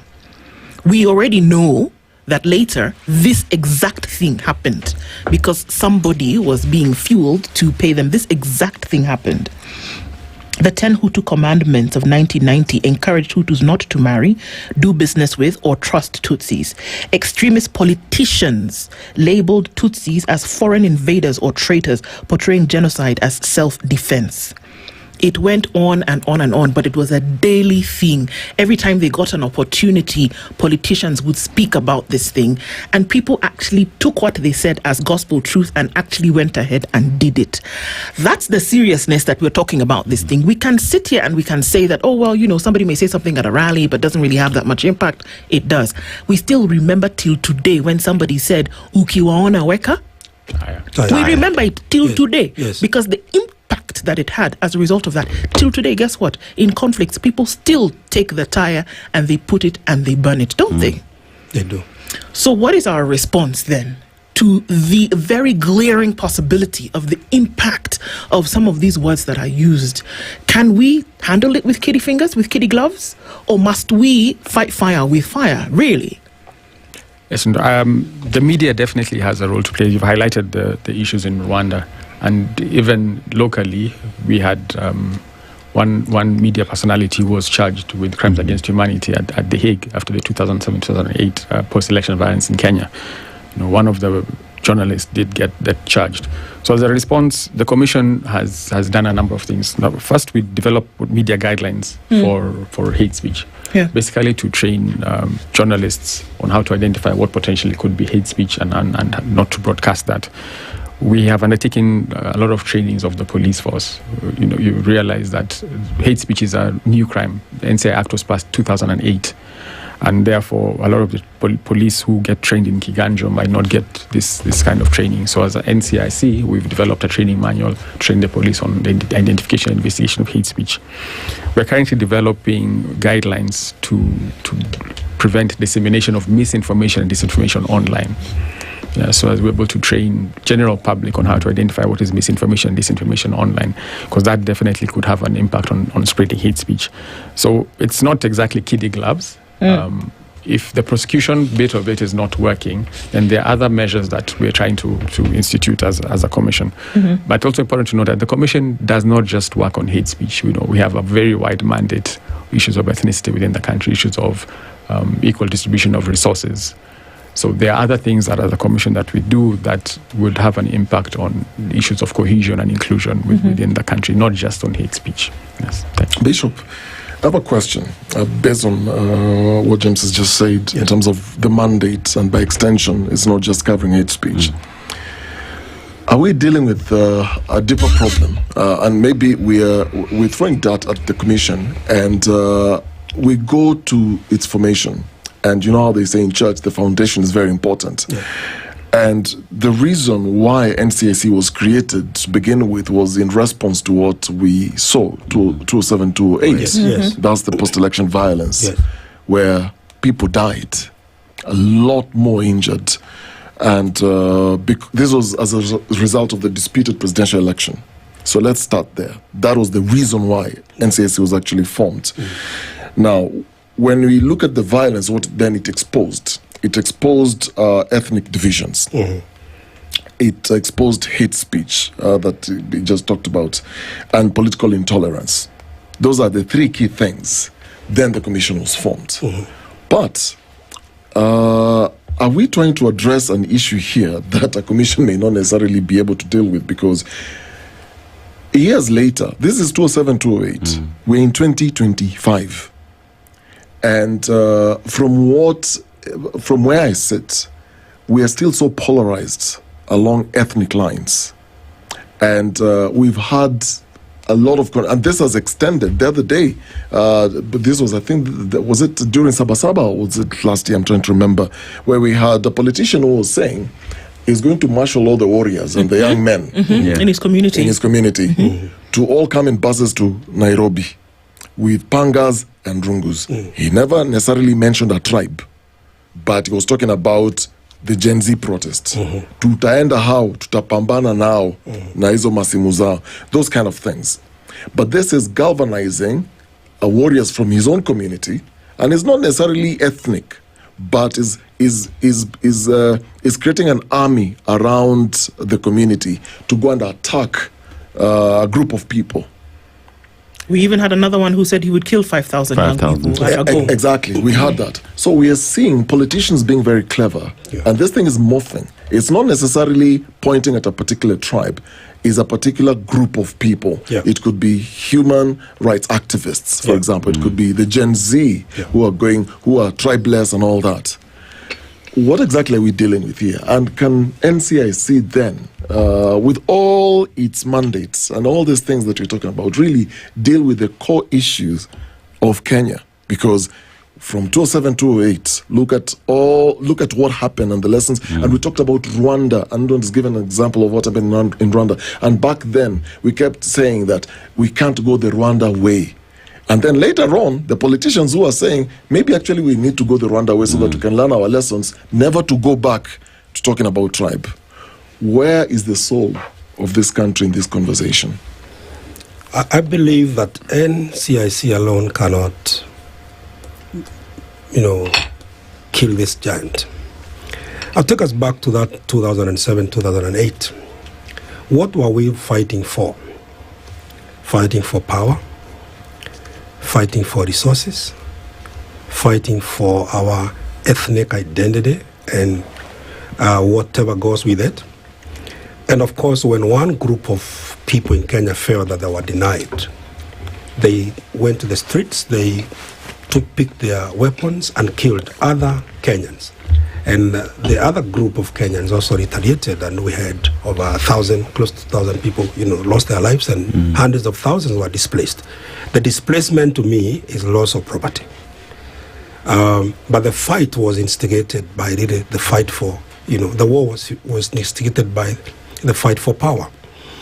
And so what is this that makes each one of us feel like I need a little bit more of power, a little bit more of wealth, and people are willing to kill for that, even using words? What is this?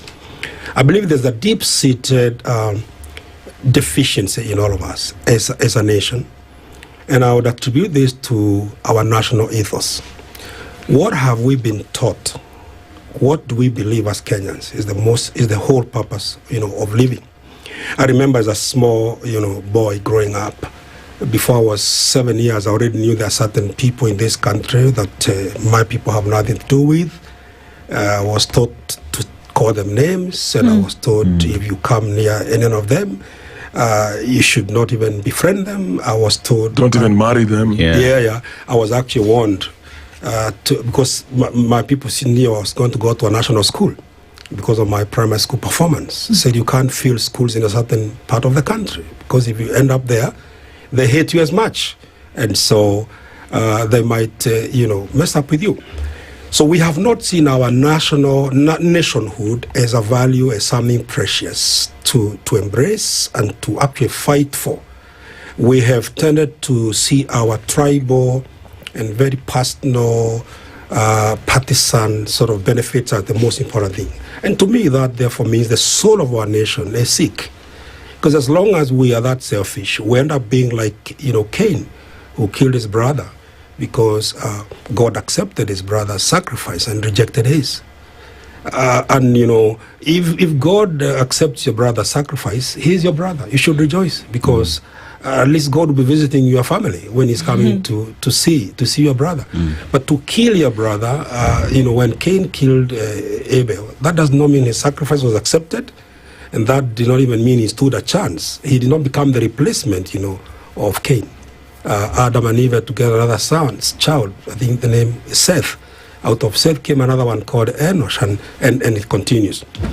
So I believe that is the soul of our nation. And the 50+ million Kenyans, each one of us, leaders, the led, everyone, we need an adjustment of our national ethos. And that's, I think, a major discussion. It came around at one point in the course of our political development, but politics played out, we didn't get that chance to have a discussion as recently as maybe 3 years ago on what do we need to adjust in our national ethos and our thinking as a nation. And yet, with this sick soul in Kenya, NCIC is expected to heal and to fix the sickness that you've just talked about. And don't forget that the NCIC commissioners, they themselves come from certain people groups, and you might be expected to do some certain favors to people from your place, just because that's the way we think as a nation.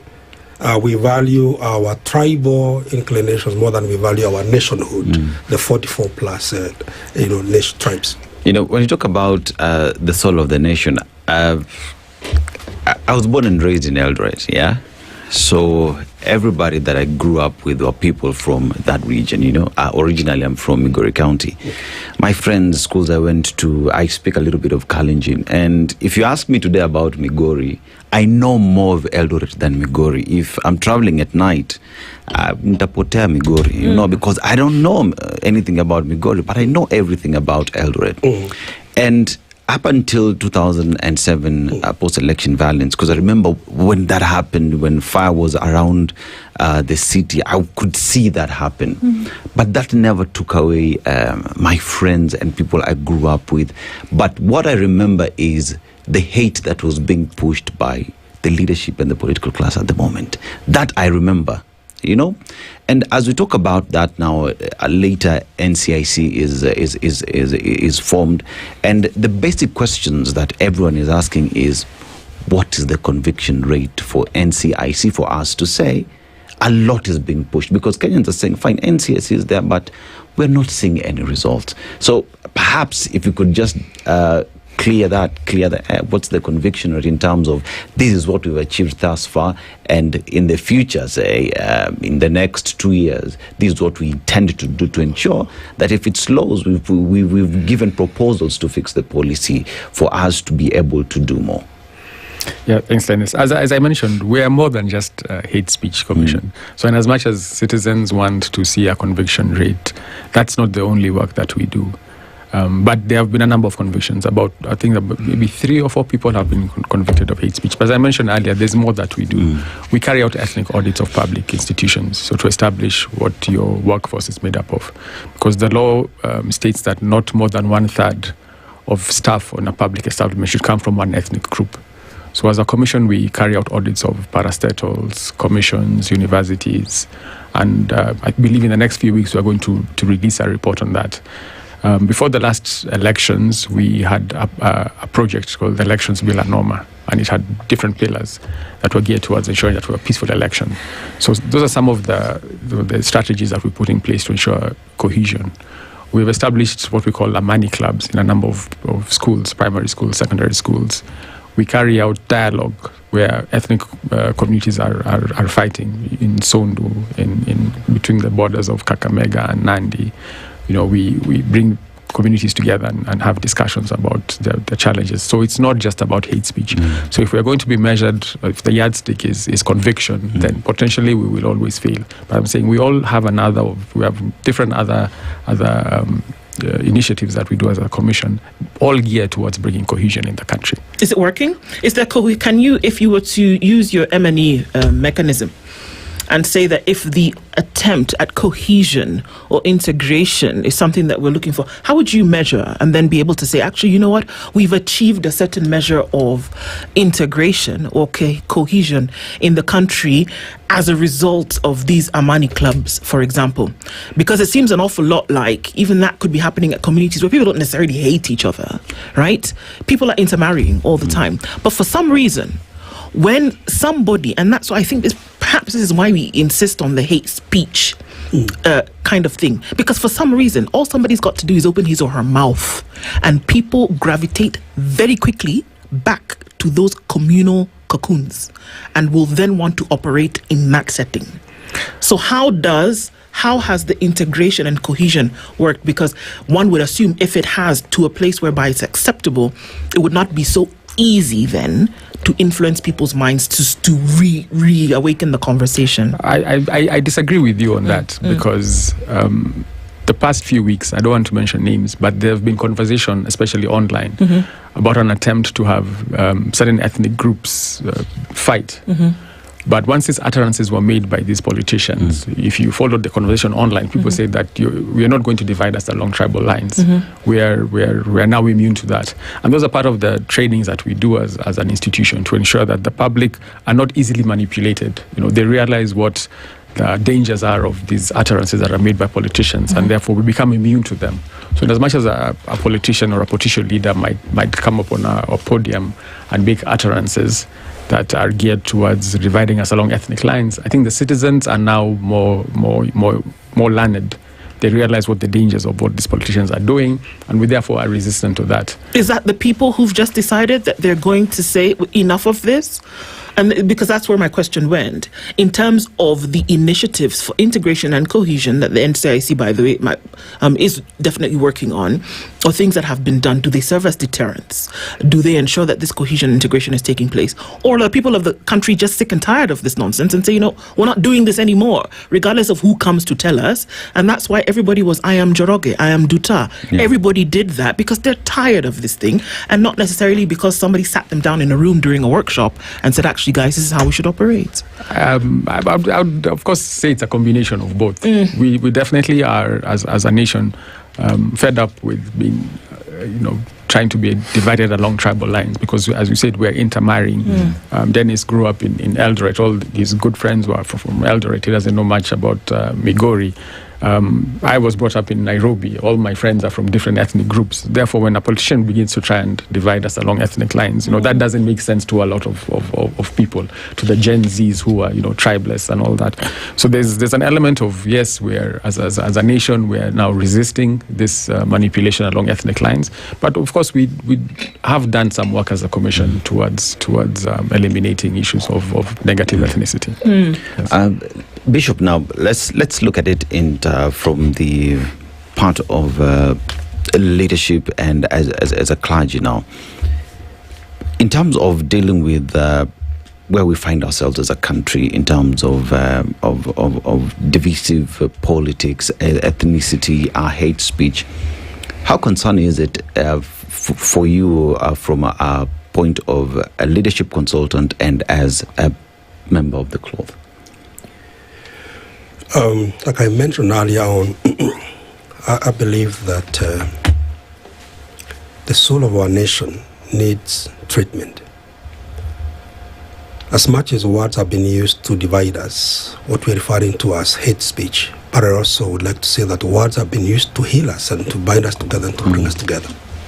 And we have a golden opportunity, first of all, from the church where I serve, to preach reconciliation, cohesion, peace, and love from our pulpits. It would be very unfortunate for any preacher, any church, anywhere to be tribal and to be issuing hate statement, etc., etc. It would be so unfortunate. Not that I have found one, but I do know, like in the case of Rwanda, church was part of. It was one of the factors that was one of the communities that was used to, peddle hate in that nation that led to the loss of many lives. So I believe that we should use the power of words to build, not destroy. So every leader should now include in their speeches, in their whatever they say, words that build us, that encourage us towards forgiveness and conciliation and working together. I think we all need to study the policies and study some of the statements that have been issued by NCIC and include them into our other speeches and communication, the nation. Definitely, there is need for what we call civic education on this matter. I don't think civic education is just about election. Most of the time we just remember to do civic education when elections are around the corner. But such a matter will require national drive, and we show our people the importance of being careful about what we say, illustrate to them the negative impact some negative words would have on people, and show them how to be better in building. Because this far, Kenya has been built through words. From the founding president to date, our current president, every time they have used words constructively, then the nation is built. But anytime someone uses words to destroy and demolish, definitely we have incurred, some losses. Right. There's a lot of work that's got to be done, that's for sure. We're getting into, I think we're already in the throes of political silly season where a lot of this is going to happen. Good to know that there is a guard on all of this. But our time, unfortunately, at this point comes to an end. James Wanyande is the Director of Investigations and Compliance at the National Commission for Integration, Cohesion Commission, as well as Bishop James Bogwa, who is a leadership consultant. Thank you both for being here this morning. We continue with these conversations at 8:08. Good morning.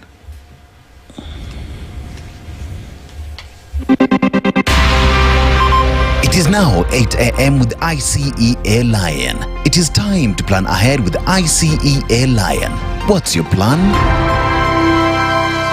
The latest news from around the world. 94.4 Spice FM.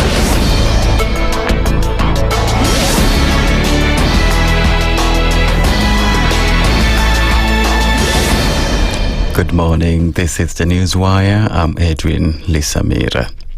The 6 Iranian nationals accused of trafficking narcotic drugs valued at 8.2 billion shillings are expected to be arraigned today. The Kenyan Navy intercepted the suspect's ship 630 kilometers off Mombasa last week. The trial was adjourned on Monday after the prosecution raised concerns over the credentials and language skills of the suspect's interpreter, who also lacked travel documents. Shanzu Chief Magistrate Anthony Mushigi ordered the 6 to remain in custody at the Port Police Station in Mombasa. We'll mention the matter tomorrow so that we can verify your documentation and for the court administrator to be able to source an Iranian Balochi interpreter. If we get one, well and good. If we are able to verify your documentation, then better. So they will be remanded at Port Police pending further orders of this court.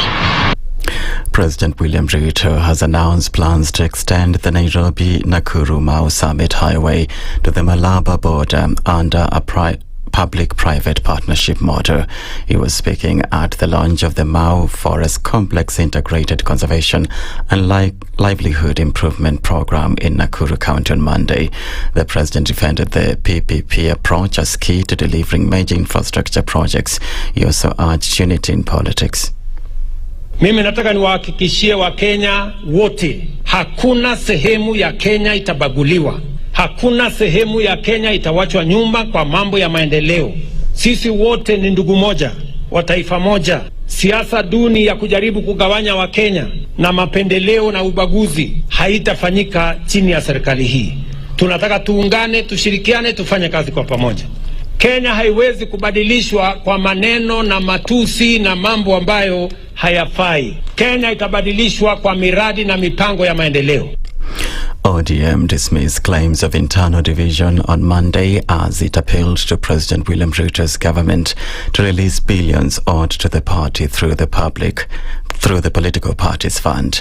ODM Secretary General Edwin Sifuna, who was speaking after the ODM Central Management Committee met at Orange House in Lavington, Nairobi, said the delayed disbursement has strained the party's ability to finance some of its activities. According to the party, releasing the money would be the best way for the national government to honor the late Raila and his legacy as a champion for democracy, civil education and national unity. I beseech the media to avoid the tendency for sensationalism and the incessant hunt for negative news within the party. ODM's biggest problem now will not be which faction is winning against which one, or whether indeed there exist factions within the party. We may not always speak the same language, but we certainly know how to avoid the pitfalls of division that may happen on our path. As the foremost Democrat in this country, Raila had fought tirelessly for political party funding as a safeguard against state interference, and it is only fair that his memory be sanctified by the expediting of pending issues for which he sought solution. This even comes as a coalition of small political parties led by National Liberal Party leader Dr. Augustus Muli has accused the registrar of political parties of allegedly undermining the multi-party system. The registrar, instead of supporting political parties, instead of supporting democracy, multi-party democracy, they are showing that they are out to destroy political parties. They are out to close political parties. There is no funding from the government for 54 parties out of the 91 registered political parties. So as chairman of PPLC, I will fight for funding, I will fight for autonomy of PPLC, and I will fight for political space, for the recognition of all political parties in this country. 3 people have already died in Jamaica as it braces for the world's strongest storm this year and possibly the strongest on record for the island. With wind speeds up to 282 kilometers per hour, Hurricane Melissa is a Category 5 storm, the maximum strength. It's intensifying and expected to make landfall on the Caribbean island early on Tuesday. It's been blamed for 4 deaths in Haiti and the Dominican Republic, in addition to the lives lost in Jamaica. U.S. meteorologists are warning of catastrophic and life-threatening conditions. That's the Newswire. I'm Edwin Lisamira.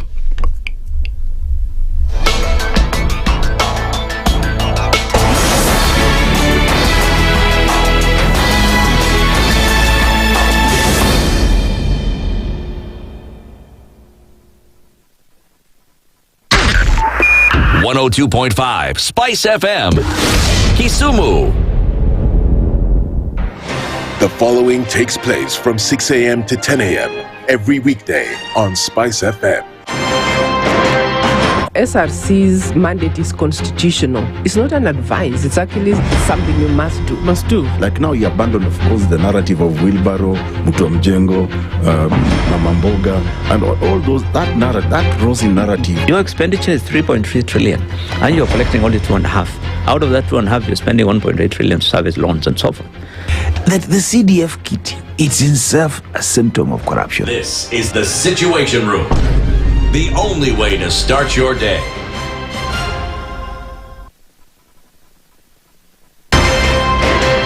One of the things that are ailing our country is negative ethnicity. You find you as a state officer, instead of thinking as a Kenyan, you think like a tribal person. Let me tell you something. The biggest problem we have had in this country is a leadership deficit. There is nothing that you are going to do in the process of change if you are not a risk taker. So you really have to pursue your vision to a logical conclusion and even be ready to step on people's toes. When it comes to the economy, you can run away with it. They say statistics are like bikinis.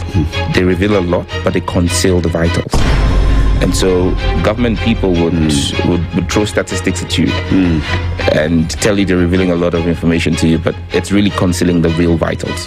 We need to get out of that, because when we want to grow our democracy, one basic thing that really requires to be understood by the political class, by all of us, is institutions are critical. This is the Situation Room. The only way to start your day. If we just gloss over issues and hope that time heals, then we might find that in generations to come, we might be back at the same situation. And the whole thing is born of stolen elections. Spice. When it comes to the decisions you make, you must be independent. There's no way you can allow one institution to dictate to you how you're going to conduct your operations, how you're going to decide cases. It's a no. When you weaken the institution to the point where they cannot take action, then you realize that politicians have to come up and now start dealing with the issues. That conversation has to die. Our politicians do not like the hard stuff. We must insist on the path of doing things right, whether popular or unpopular. Money changes hands. That is a fact. If you have political goodwill at the highest top, like in Rwanda, then corruption will be an issue of the past. If you don't have political goodwill at the top, we will pass laws, we will amend laws, we will continue passing laws and re-amending laws, and nothing will happen. This is the Situation Room. The only way to start your day. Mature, intelligent talk every morning. Spice up yourself.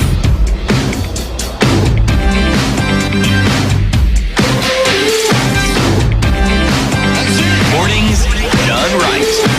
94.4 Spice FM, Nairobi. Very good morning at 10 minutes after 8 o'clock and into the third hour of Kenya's biggest conversation this Tuesday morning.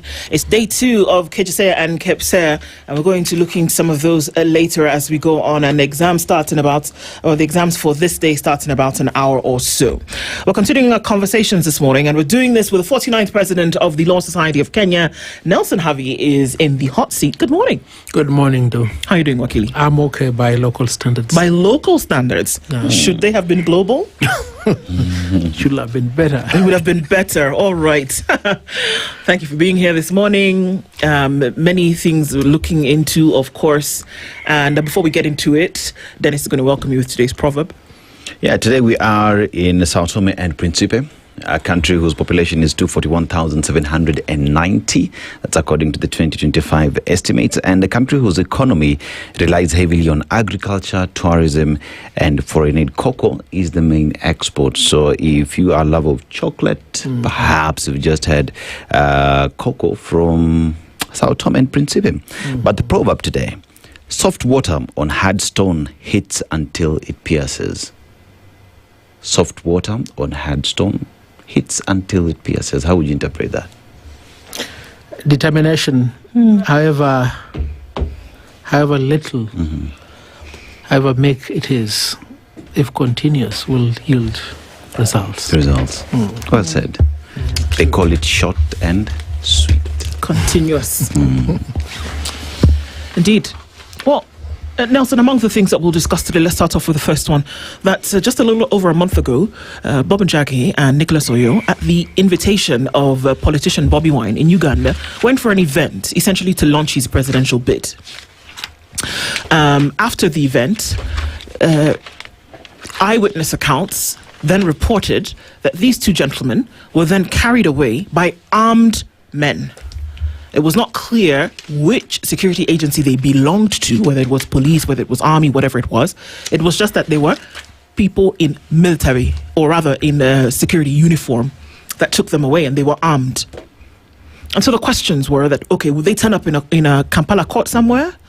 Would they be found on the Busia border, like we saw with others who were dumped along the Tanzania-Kenya border?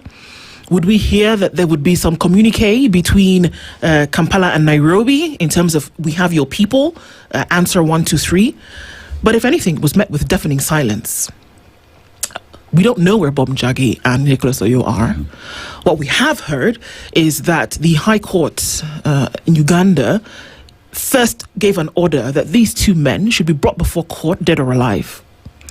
We then later heard the military said they have no idea, neither had they heard anything from lock-up charges or any stations that these two gentlemen were being held by anybody. We then further to that heard that the High Court had then issued an order declining to compel anybody to give information about where they were. And so, again, everybody's wondering, what's happening here? So some things have been said on the Kampala side, but then we also hear a deafening silence from Nairobi, where the CS, Prime Cabinet Secretary, and the CS for Foreign Affairs has said nothing about this. And Kenyans are asking, where are these two men? And under what circumstances did they go to Uganda, and did that warrant their disappearance? Wakili, what's happening? Now, the information that we have is that on the 1st of October, Bob Njeri and Nicholas Oyo exited and entered Uganda. Mm-hmm. This is documented because we've seen the exit stamp from Kenya on their passport and the entry stamp in Uganda in their passports. So there can be no denying these two individuals are in Uganda, dead or alive. But credible information we have is that they are alive because they were seized and taken by the Ugandan military intelligence. They were at Kaliro district in eastern Uganda in broad daylight, taken by armed men. One of their colleagues, Kofi Atinda, managed to escape and was able to see what happened. Intelligence also indicates that these two, Bob Njeri and Nicholas Oyo, are being held in a non-gazetted facility called Nyamweya in Kampala. That far is much known. Now, the judge rightfully, upon being given this information on the affidavit of Kofi Atinda, directed the government of the Republic of Uganda to produce this two in court. Now, on the return date, the Republic of Uganda indicated that it doesn't know the whereabouts of these two and that it has checked in all gazetted facilities and cannot trace the two. Of course, we know what Nyamweya is. Nyamweya is that detention facility where General Muhoozi, the CDF of Uganda, always prides on Twitter every day that he's torturing people. Everybody knows that is the place. Now, the helplessness that we now see on the part of the government of the Republic of Kenya is the most disturbing part. Because East Africans, Bob Njeri, Nicholas Oyo, have an integrated East African passport. It permits them to travel all over East Africa as if they were traveling in Kenya. They have the right of access and entry. But we're saying this. We are a region governed by a rule of law. If, for whatever reason, these two are suspected to have committed a crime, then they ought to be arraigned in a court of law in Uganda, so that we know what crime, if at all, they have committed and what charges they are facing. So we must communicate our displeasure to the government of the Republic of Kenya for failure to effectuate the provisions of Article 104 of the East African Community, which guarantees safe access, entry and exit by all citizens of the East African Community. There appear to be a trinity of dictatorship that is emerging in the East African region between Uganda, Tanzania and Kenya. There was a time where you could run to Uganda for refuge. Raila Amolo Odinga exited through Uganda. He was given a ticket from Uganda by a Ugandan lawyer because it was a safe passage. Yoweri Kaguta Museveni operated from Kenya because it was a safe haven. The government of Julius Kambarage Nyerere took it upon itself to go to Uganda and topple Idi Amin to restore democratic order. But just going back, we must understand the environment within which the Ugandan government operates. It's no different from the environment that prevailed during the reign of dictator Idi Amin. However much civilian cloth Yoweri Museveni may want to portray, he's worse off a dictator than Idi Amin. Because you remember Benito Kiwanuka was seized, the Chief Justice of Uganda, was seized from the High Court in broad daylight, everybody seeing, with a registration plate of the Peugeot that came in and took him away, being noted. You understand? And why was he seized, detained, tortured, killed and disappeared? Because he had issued an order of habeas corpus for the release of a certain Briton, I think it must have been Daniel Stewart, who he found not to have committed any offense and released. So with that background, we are now able to understand why this judge chickened. This judge just didn't want to be disappeared the way Kiwanuka was disappeared. And that's why he would give an order that would seek not to compel anyone to give information. Absolutely. Okay. And he comes up with a very ridiculous conclusion that you cannot squeeze water out of stone. I mean, that is turning logic over its head. It's ridiculous. But you see, this is Uganda. These are people who have refused to be liberated. The last time they were liberated, actually twice, Nyerere liberated them. Okay? We liberated them because we domiciled Yoweri Kaguta Museveni here. So that is their problem. But you see, notwithstanding that being their problem, the Republic of Uganda must understand that it is a signatory to the East African Treaty. So it must release these two individuals to Kenya. And you know, they have done this before. They detained Kungu Karumba, disappeared him. We have never known his whereabouts today. They detained Esther Chesire. We've never known about her whereabouts to date. In the recent past, they detained Alamine Kimathi on trumped-up charges. When his lawyer Mbugo went to Uganda to secure his release, they also detained him. This is the egregious manner of the dictatorship of Yoweri Kaguta Museveni. We've said we will respect the sovereignty of Uganda.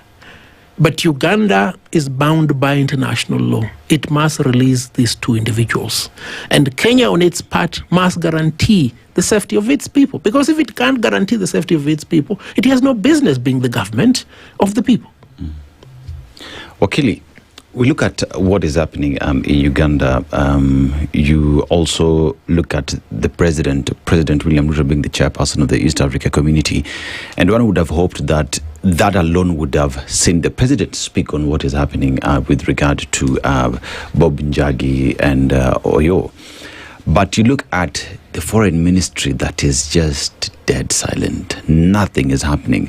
But we read these together with other. If you remember Miguna when he was being bundled out of the country, and how the Canadian government spoke about their citizen. We're talking about Miguna. You remember other instances where other countries have fought. Israeli government has fought for its citizens to come back home from Palestine. It's a debate on how that is happening, but they want their citizens back home. One would have hoped that the Ugandan ambassador to Kenya would have been summoned to give an explanation with regard to the whereabouts of the Kenyan citizens. How do you read that? Why is it that the ministry is quiet? Why is the Kenya government quiet? Bob Njeri is one of the Kitengela three. They were seized, detained, and held incommunicado for a period of 31 days. It took us the extent of demanding their appearance in court of the then acting Inspector General of National Police, Gilbert Masengeli. And it's on the morning that Masengeli presented himself in court that these three were dumped somewhere. There is no doubt they'd been seized, detained, and held by the government of the Republic of Kenya. When I appeared before Justice Lawrence Mugambi, I made a confession to him. I told him, Judge, even as I argue for the release of these three, I cannot remember their names, neither do I know who they are.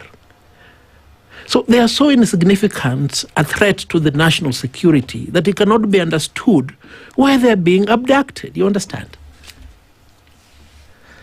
But with that background, we're able to perceive the reluctance on the part of President William Samoei Ruto, on the part of Cabinet Secretary Musalia Mudavadi, to take action, because this is what they did to Bob Njeri here in Kenya. Yeah, but we are saying, look, we, the people of Kenya, are the sovereign.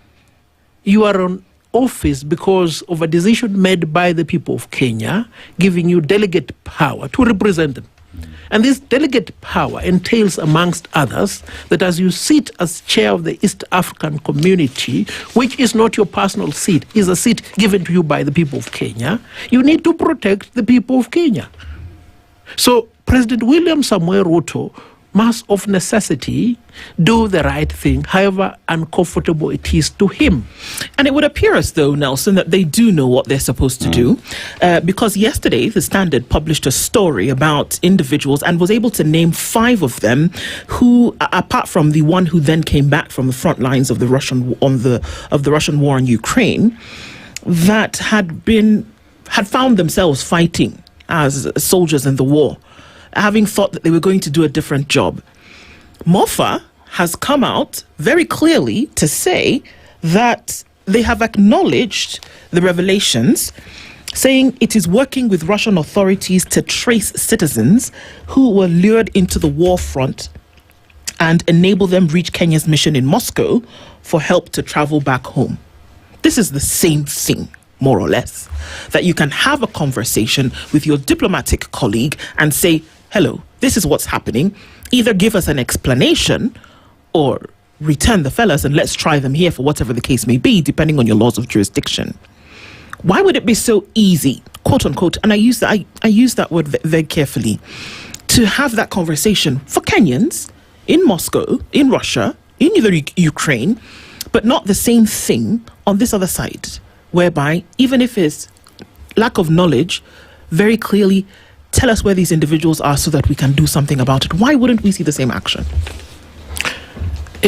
What is the name of this cabinet secretary in charge of labor? Is it Alfred Mutua? Yes. Yeah, they're the ones who have been promising Kenyans jobs abroad. So they are complicit in the rendition of these Kenyans who could have gone to Ukraine or Russia for purposes of securing employment, but they were beguiled.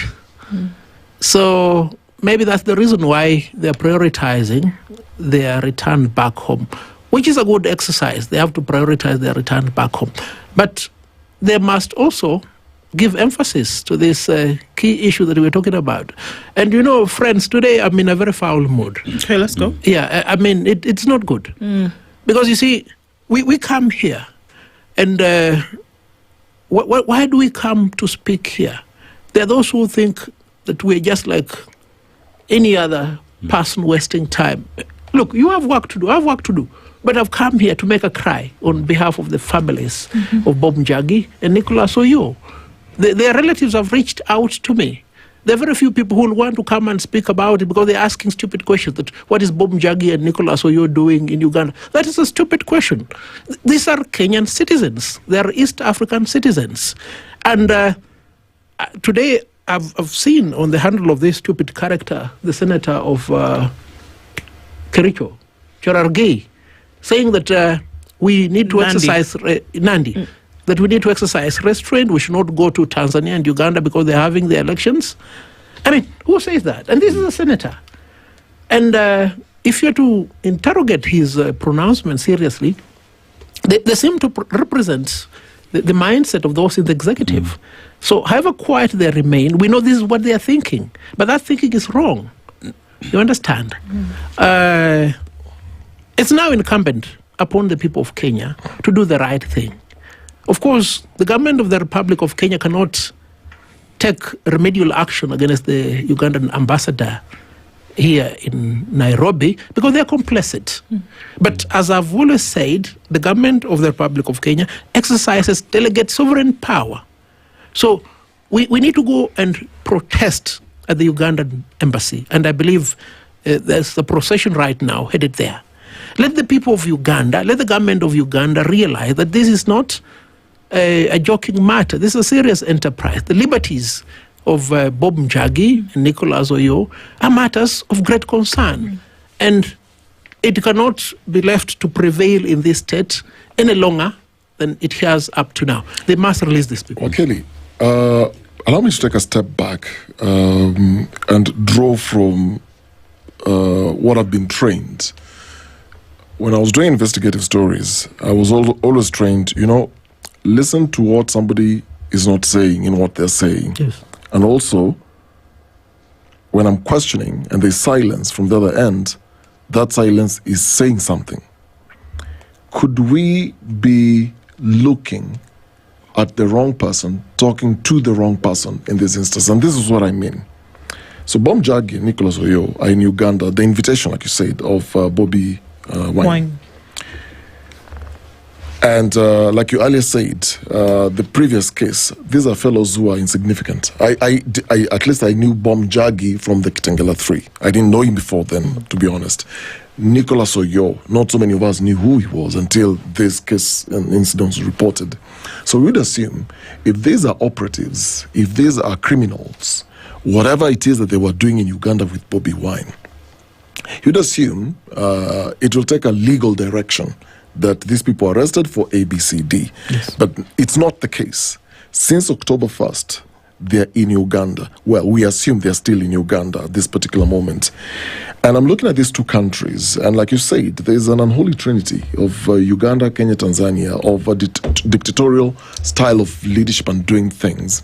And I'm wondering, we are telling Uganda to release these two, but could it be they're holding brief for Kenya?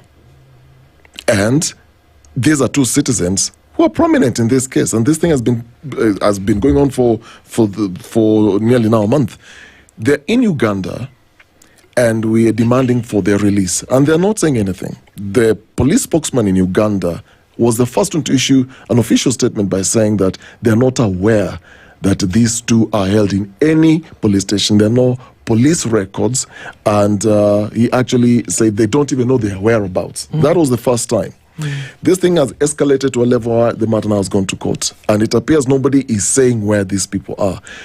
Is Uganda, in this case, because you're a lawyer, I'm just trying to have a different train of thought, could they be holding brief for someone or for some people?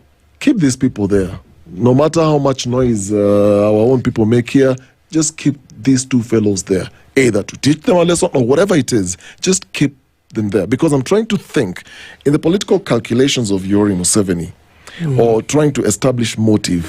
Why would you hold these two for this long? Allow all this noise around. Families are in distress. Like you're saying, they've reached out to you. Why allow all this to go on if there is if there's no one behind the scenes who's saying, keep this thing going. I'm just wondering. Denise, your wonder is not without justification. We have a very good constitution, a near functional judiciary, save for a few rotten eggs. Because when it comes to matters, fundamental rights and freedoms, I can tell you without any fear of contradiction, you will go to the Constitutional Court in Kenya and you'll get reprieve. You'll get reprieve not because the judge is determined to uphold the Constitution, but because we have oversight of the judicial process. The day we appeared before before Lawrence Mugambi, and demanded that he orders Masengeli to come to court, it was in public. You saw it. All cameras were there. Yep. We were in court, myself, Nelson Harvey, Eric Theuri, Madam Faith Odhiambo, the current president, and President Eric Mutua. I mean, it was improbable that the judge would order otherwise. But you can't see that in Uganda. So borrowing from that is easy to understand why Uganda will be holding brief for Kenya. But I still cannot comprehend how Nicholas Oyo, Bob Njagi are Kenyan citizens, but they are so insignificant in claims of commission of crimes, in claims of participation in terrorism activities, that it cannot be understood why this has to be done to them. But I have a theory. Let us make 2 Kenyans disappear so that other Kenyans are afraid, so that other Kenyans do not speak, so that other Kenyans fear, so that we can perpetuate a culture of impunity in Kenya as it's being done in Uganda and Tanzania. That is the theory. Because what has happened in Uganda, acting in cohorts with Kenya, secured the abduction and rendition of Dr. Kiza Bizige from Nairobi to Kampala. And he's been detained up to now. We've seen the spectacle in court. It's a big joke. The judge handling the matter is acting in the most ridiculous manner that can ever be displayed by a judge. But fear has been infested in the people of Uganda. Understand? Look at Tanzania. Tundu Lissu has been detained. We've seen the spectacle in the courts in Tanzania. It's worse than the kangaroo, the colonial courts. It's worse. But fear has been instilled in the people of Tanzania. The despots in Kenya, if I was to use Miguna's categorization, no, they cannot perpetuate the same level of impunity here. We will go to court. We'll go to the detention facility and release these people if at all they're being held there. So they are borrowing bad examples from these 2 neighboring countries, and in particular Uganda for this case, to instill fear. But fear must propel us to do things. We can either take flight or fight. I think Kenyans are known for fighting out of fear. So we must fight this thing. And it appears there's a line of conversation, because when Boniface Mwangi in Tanzania, together with the other activists, Agatha, yes, and I remember President Samia Suluhu made a statement, and there was to unpack that statement, there was a lot in what she said in that brief moment. That in Swahili, but I can't remember correctly in Swahili, but to just summarize in English what she was trying to say, these people cannot come to our country kwa sababu wamedhibitiwa nchini mwao, wamekosa kudhibitiwa, something like that. They follow whatever is happening within the region. And so they were following the protests in Kenya. And clearly they saw how the protesters were being dealt with by their own government. And so you cannot then export your behavior to our country and expect it's business as usual. And I remember Musalia Mudavadi, in an interview, was asked the same thing in terms of intervention. And he said, sometimes we also export our bad behavior. To just quote him directly. So it means there is a conversation at that high level that we may not be aware of, that, look, these are people from Kenya who've gone to a different country to stand with an opponent or an opposition leader against a sitting president. And we know the situation in Uganda. We currently know the situation in Tanzania. And so if there are abductions happening in Kenya, we might as well do the same thing to their own people in our own country. So why not? They're being emboldened by the activities within our own country. And like you said, it could be sending a message that, look, let this be a lesson to anyone who thinks you can cross the borders in support of a politician. We saw what happened when former Chief Justice Emeritus went to support Tundulisu. And we saw what happened to Martha Karua. We saw what happened to yes, and we saw what happened to former Chief Justice William Mutunga. So it's very clear that it doesn't matter who you are, whether you are former Chief Justice or not. This is how we're going to deal with you. Yeah, and I remember in particular the incidents in Tanzania relating to Boniface Mwangi, Martha Karua, and Dr. William Mutunga. The reaction from the two speakers of Parliament, the National Assembly and the Senate, was that don't go and misbehave to our friendly neighbors. And disappointingly, these pronouncements come from lawyers. The purported diplomat, Musalia Mudavadi, as you've rightfully quoted, took cue. But when all is said and done, I'll still emphasize one thing. These people are predisposed to acting in this manner. Their only discomfort is that they know the political space, the constitutional environment, the judicial system in Kenya cannot allow them to do this. But now that they have done it, we must not manifest any measure of handicapness. We know what we always do best as the people of Kenya. The protests must be undertaken against the Embassy of Uganda in Kenya and against the Ministry of Foreign Affairs. You get it? Over and above any legal intervention that can be taken, because it's a matter of extreme urgency. We are now the 21st day. The more we lose time, the greater the danger that Bob Njagi and Nicholas Oyo are exposed to. And I want to make a call. Who is the member of National Assembly that represents Bob Njagi? Who is the member of National Assembly that represents Nicholas Oyo? Who is the senator that represents Bob Njagi and Nicholas Oyo? We want to know who you are. What have you done in Parliament? You understand? It's your responsibility to speak on behalf of these two. Summon the Attorney General, summon the Cabinet Secretary in charge of Foreign Affairs to the National Assembly and explain to us why the government of the Republic of Kenya is not taking action to secure the return of Bob Njagi and Nicholas Oyo.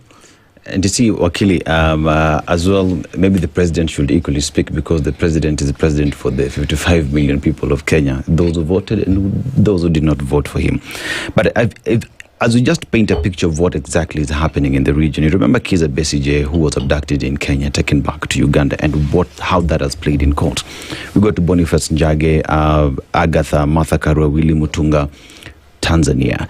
Then you come to Tundulisu's colleague just the other day as he was trying to come to the country to go to bury former Prime Minister Raila Odinga, and how that played at the Isibania border. And citizens, both Kenyans and Tanzanians, went to that border post and protested to a point that they had to release that gentleman.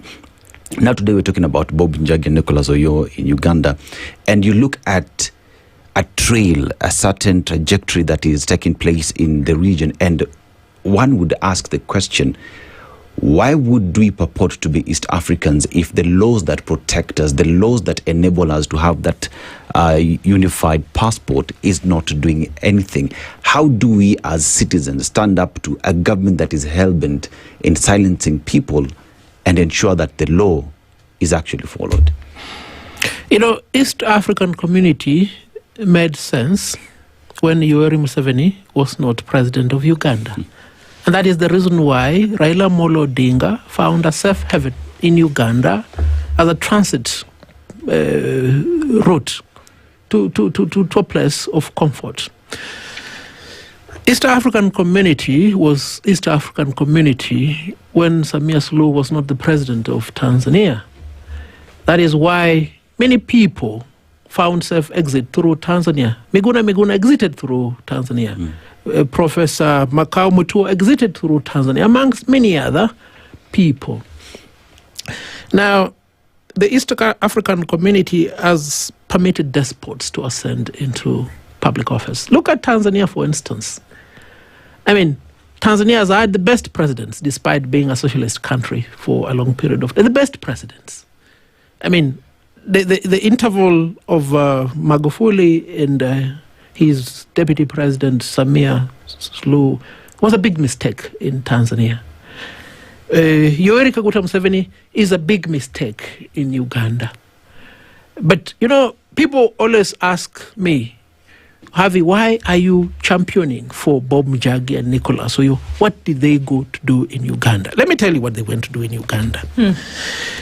Uganda is helpless. The people of Uganda are helpless.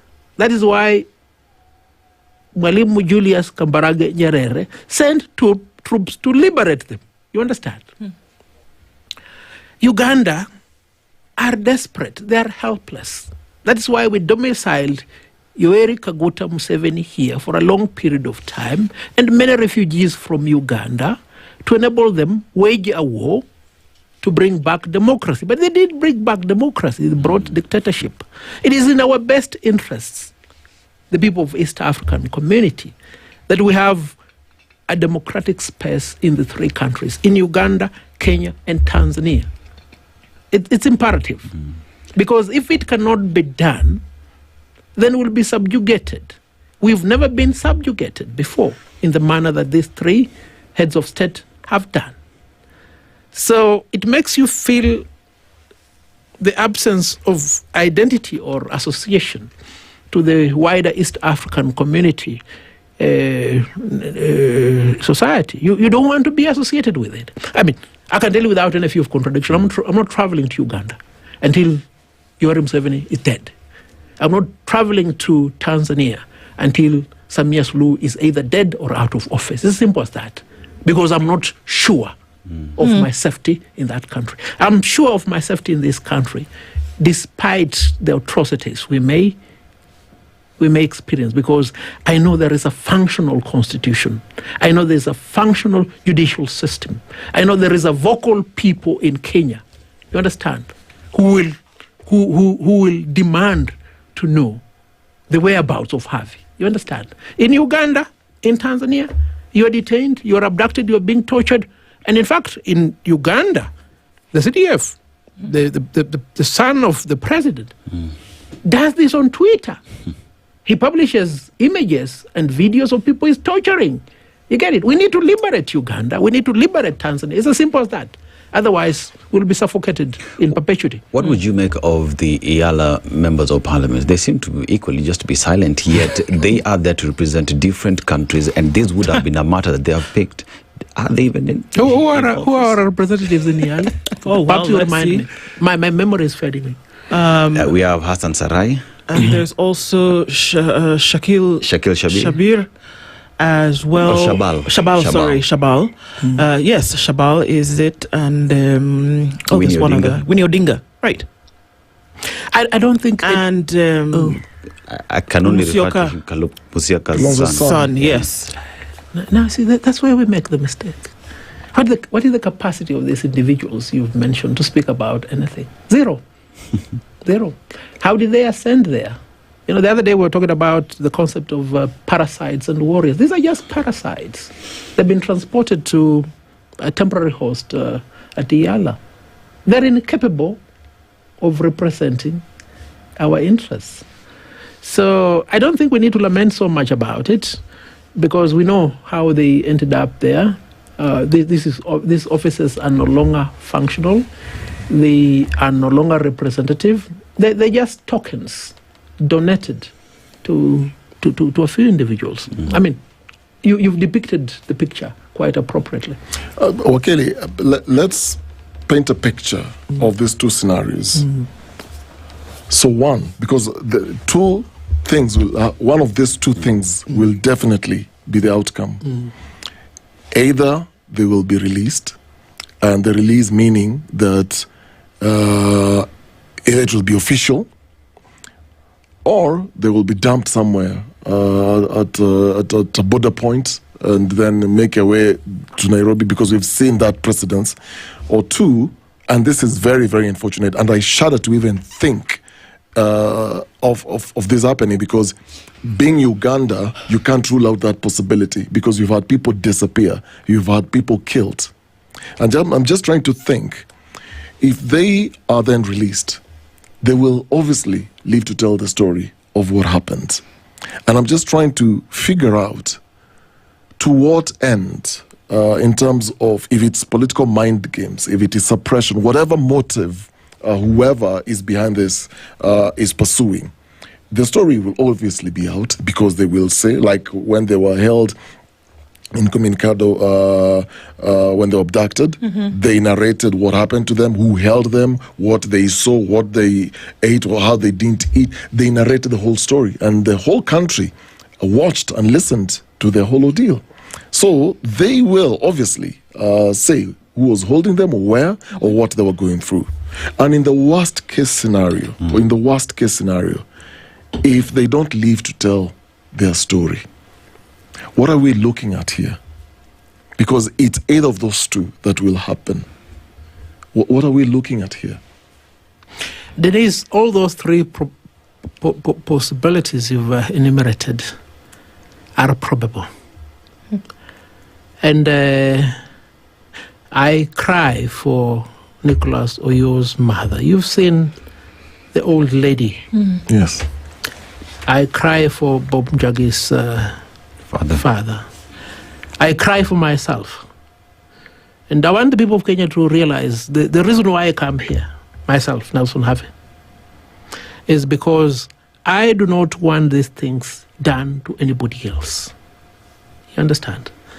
There are those with the ignorance of comfort who feel that it's beyond them. It's not on them.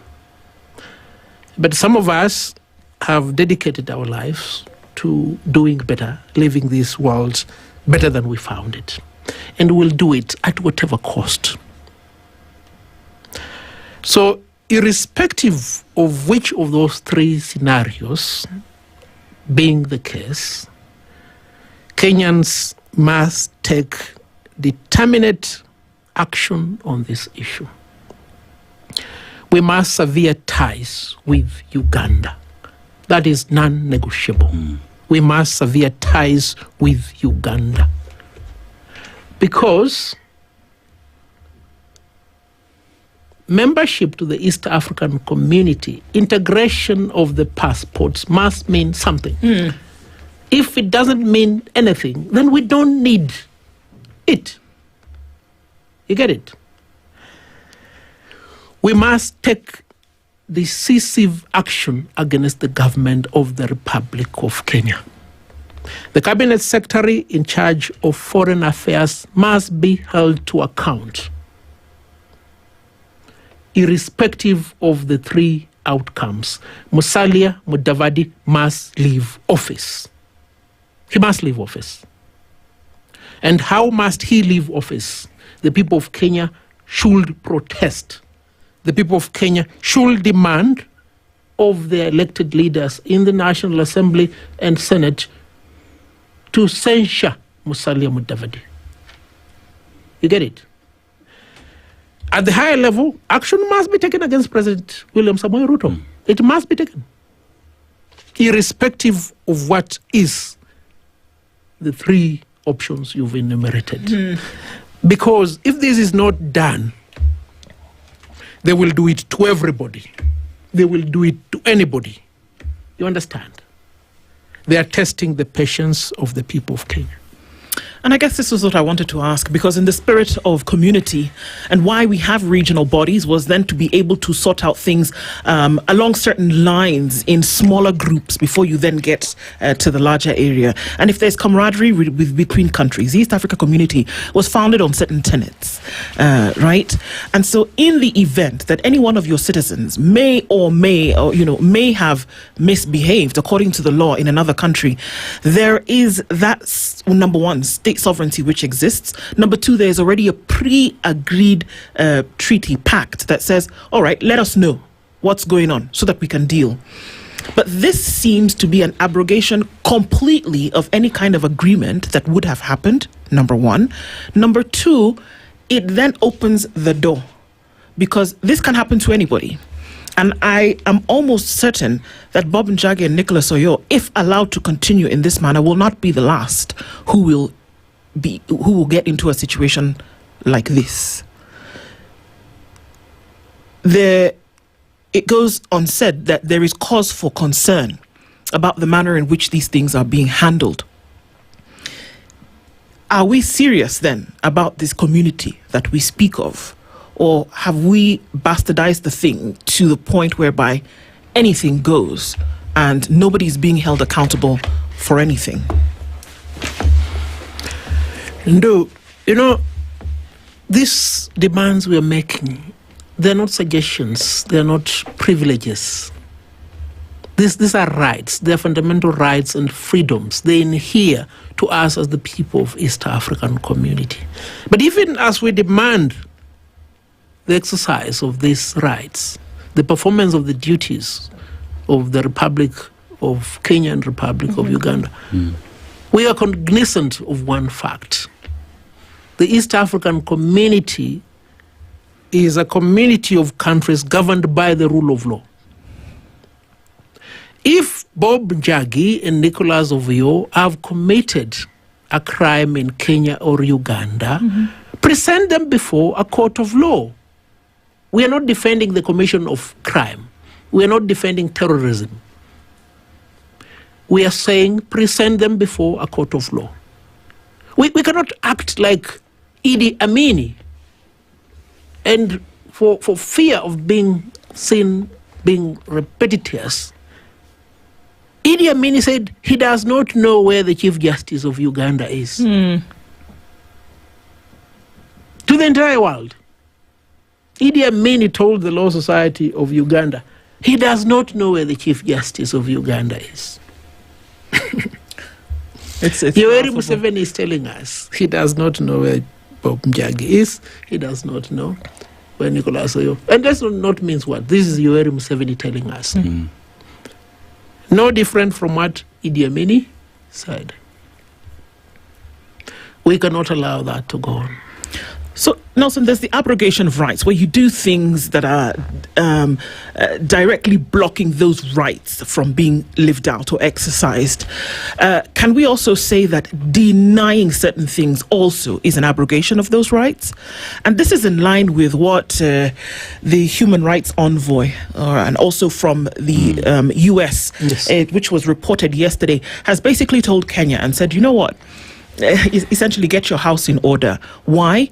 We can look at regional bodies, but we can also look at global bodies, whereby Kenya is a signatory to the Universal Declaration on Human Rights. Yes, it is. And not just a member, but has ratified the treaty that put that declaration into existence. So you're signatory to it. That means that everything in the declaration you will live by and or practice. Now, I can come and hit you and you can say that I have been violent, right? But then I can also deny you a certain thing and I can be just as violent. Would we see that in this case, denying those freedoms, denying a court process, denying all of those things is an abrogation of rights that these two gentlemen are currently facing. You're right, Ndu. In fact, the Kenyan constitution is quite clear. A denial of a right, a denial of a freedom. There is a reason why you're given a passport. The passport is intended to protect you as a Kenyan. The passport is intended to protect you as a Kenyan citizen. You are entitled to certain rights. One right is exit and entry. Right to life. Okay? Freedom from servitude. So to the extent that the Kenyan government, having issued Bob Njeri and Nicholas Oyo with an East African passport, has failed to secure their release, has failed to investigate their whereabouts, has failed to inquire from the government of Uganda to do the right thing. There has been a denial of the fundamental rights of Bob Oyo and Nicholas Oyo. There has been a denial of the fundamental rights of Kenyans because these two are representatives of the people of Kenya. These two are representatives of the citizens of the East African community. Okili, let's look at the immigration process. So the passport, there is an exit stamp and an entry stamp towards Uganda, but there's nothing else after that. Yes. And with further information, we know the holding center where these two are being held based off information that we have. And one would have hoped that it is easy to go to this Mbuya, do your soup and find out if that's the case. That would have even been a court order that comes from Uganda. But this is where we find ourselves. And one would say, dialogue. Is there a need of dialogue or just follow the law? We need to follow the law, but we also need to dialogue. But before I get into the discourse, Mbuya is the equivalent of the National Crimes Research Bureau that was operated by dictator Idi Amin. They had a license to come and seize anybody, a general, a chief justice, a minister. That's what they did. So Yoweri Kaguta Museveni just replicated that model at Mbuya. And his son, General Muhoozi, is just a replica of Idi Amin. So we need them to follow the law. But we're mindful of the difficulties, the lengthy time that following the law may entail. That is why we've said we want the cabinet secretary in charge of foreign affairs in Kenya to pick the phone and call his counterpart in Kampala. That is why we want President William Samoei Ruto to pick his phone and call his counterpart in Kampala and ask him, Sebo, could you release these two boys? It's not a big deal. You understand? We will follow the due process, but we'll be grateful if Musalia Mudavadi and William Samoei Ruto ameliorated the plight of these two and the plight of Kenya by doing the right thing. You understand? Let them do the right thing. I guess, in line with that, what I understand in terms of diplomacy, when a citizen of another country is held, what will then happen is the Foreign Affairs Ministry will obviously be notified that we are holding a citizen for ABC reasons, and the Kenyan consular then protection norms, they will be aware that their citizens are being held in this country. And in this case, it's clear Kenya knows that Bob Njeri and Nicholas Oyo are in Uganda and being held in Uganda. My question is, and this is my last question very quickly, we used to have international pressure on matters like this. We don't hear AU addressing itself on this matter. Sure. We don't have anything to do with the East Africa. Well, we talk about the East Africa spirit, and but it doesn't really. It could be there, but because you have the people, top leadership, who are ensuring that it's not there. Where is the international voice? Where is the regional other bodies' voices when it comes to these matters? Because they are obviously monitoring and seeing what's happening in Kenya, what's happening in Uganda, what's happening in Tanzania, and especially ahead of elections. That is, we live in a generation of failed leadership, not in Kenya, not the East African community, not in Africa, everywhere, global. On an earlier date, the United Nations will have said something like this. Yes. On an earlier date, the great Baroness Linda Shocker will have said something like this. On an earlier date, Chief Ameka Nyauku will have said something about this. You understand? On an earlier date, Nyeri will have said something about this.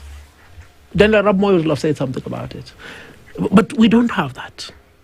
And because we are nearing the end of this discourse, why don't we have that? Because, we have imbeciles in office everywhere. We have scoundrels in office everywhere. We have bad people in office everywhere. Uganda is going to an election. Tanzania is going to an election. We'll soon be going to an election. This is a call to the people of Kenya. The importance of good leaders is now clear to you than ever before. Good leaders. Your MCA, your member of National Assembly, your woman rep, your senator, your governor, your deputy president, your president must be people that can heed your call. Must be people that can speak for you. Must be people that can go out to defend you, Bob Jaggi and Nicholas Oyo. Do we have those people? We don't have those people. We need those people. Are they in our midst? They are there. You need those people in office, from president to MCA. Make no mistake about it. And that's what we need. It's a cliffhanger that we end on today because we're not sure what's going to happen in the next coming days. We don't know. But there's a call in terms of what's very clear, what must be done, and as well what the situation currently is. It's our hope that they're safe. It's our hope that somebody will move for them to come home. And overall, it's our hope that we will do the right thing or get people who will. Nelson Harvey, thank you for being here with us this morning. This conversation, our hope is for the best. At 9:03, good morning.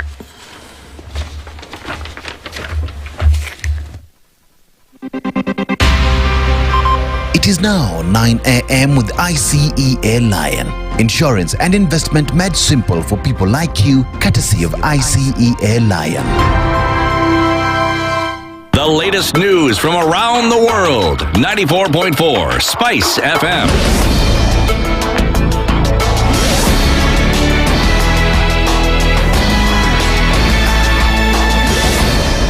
Good morning. This is the Newswire. I'm Edwin Lisamira. Kisumu Governor Nyamweya is expected at a church in Kampala, Uganda today to represent ODM at a special memorial service in honor of party leader, the late Raila Odinga. The service at the All Saints Cathedral, Nakasero, will be a moment of prayer, reflection and unity in support of the late Pan-African statesman. He is ODM Secretary General Edwin Sifuna making the announcement on Monday.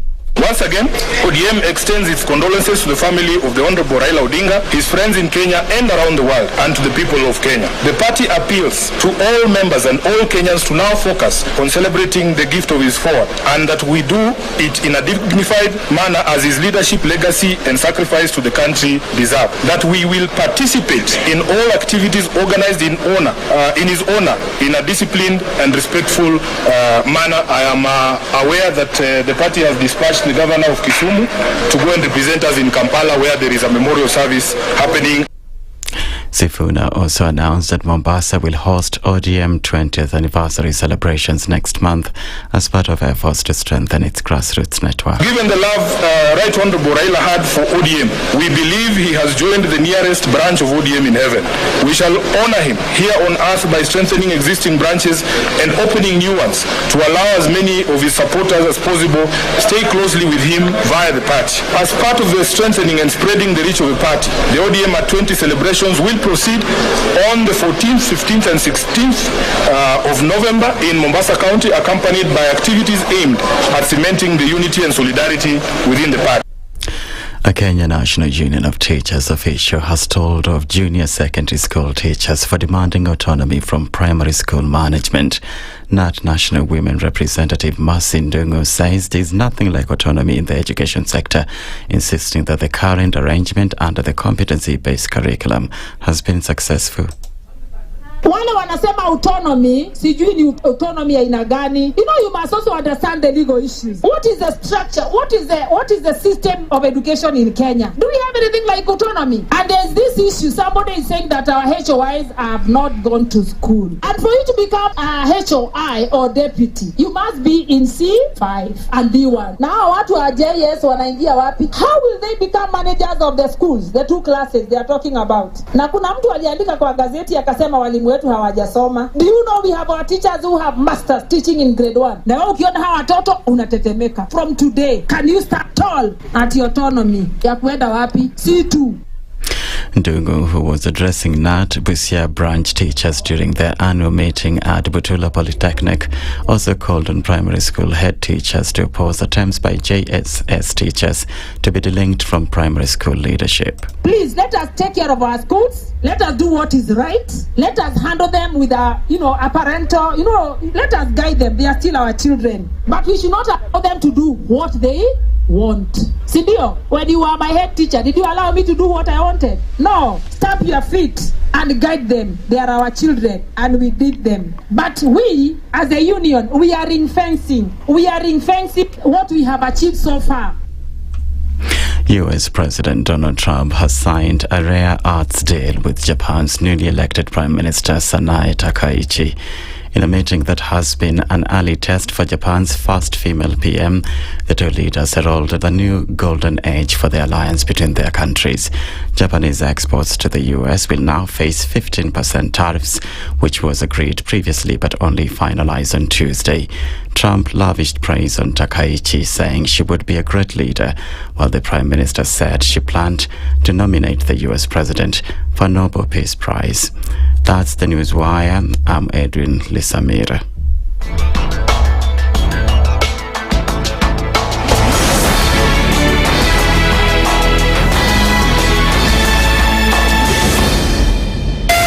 .4 Spice FM, Nairobi. The following takes place from 6 a.m. to 10 a.m. every weekday on Spice FM. You have land, Dennis. Yeah. Okay, your own land. You use your own money to build it, and then you sell it to yourself. But we don't want foreign troops on Kenyan soil. But surely it goes a little bit deeper. This is it. If you find the tree is withering, then you call the person who is managing that tree. Come around. Yeah, why? Tell me what is. Well, first of all, what's the problem? Yes, what is the problem there? How do we expect ourselves to move forward as a country? The Situation Room, Kenya's biggest conversation.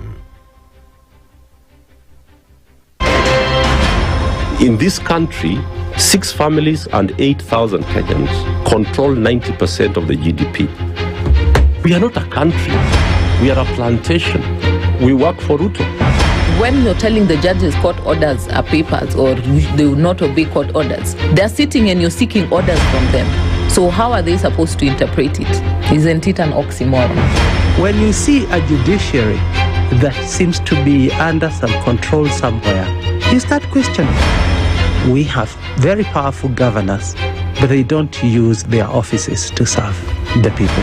If you are not shameful to do what you are doing, why should we protect you? I'm human. Everybody's human. So when you're told, kuja tuongee, I mean, you'd be a fool to say, staki kuongea. Conversations have to be had, you know? People in leadership should only go into leadership if they are ready and willing to change the lot of the people. The Situation Room, Kenya's biggest conversation.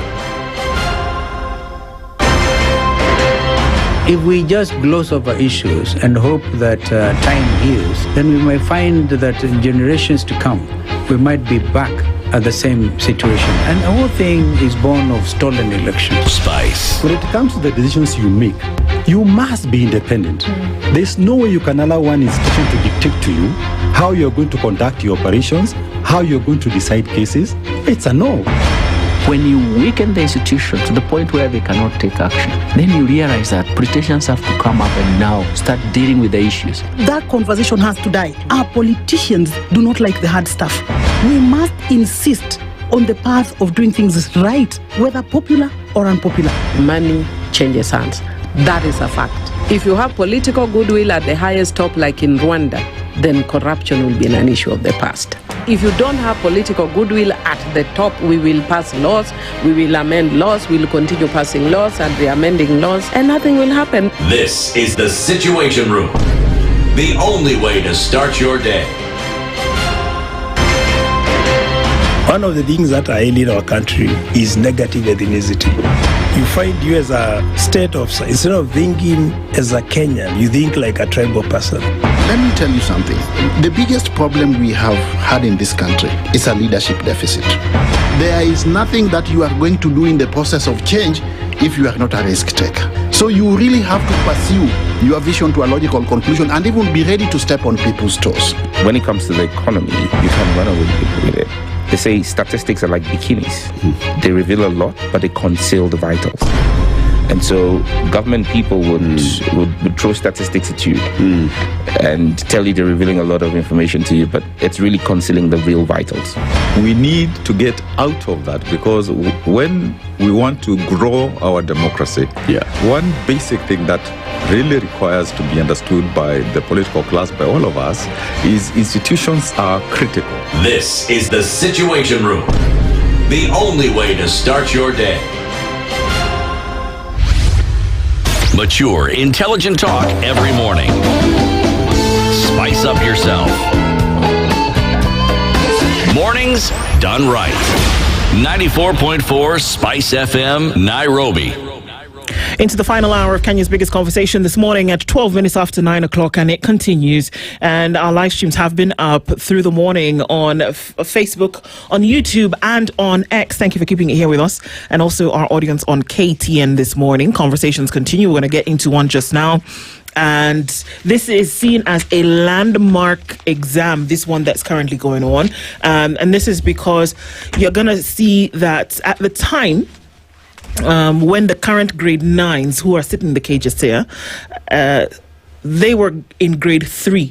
They had just finished standard 2, and the curriculum then changed in November 2018, I won't forget. And so they were going to go into grade 3 come 2019 January, as they were going to go to standard 3, but then they were going to go in as grade 3.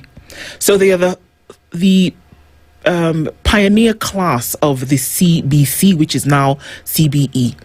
Now, to see them transition fully from lower primary to upper primary, and then now past junior secondary, and then into what we are calling pathways, is what is being called landmark, in terms of having been able to get through the system that was envisioned for them to be able to do this. That has actually happened. And that they will then sit this exam, and that they're starting to do that now, after having started yesterday, and they'll do this for 6 days. That they'll get to a place whereby they will get to grade 10 in January 2026.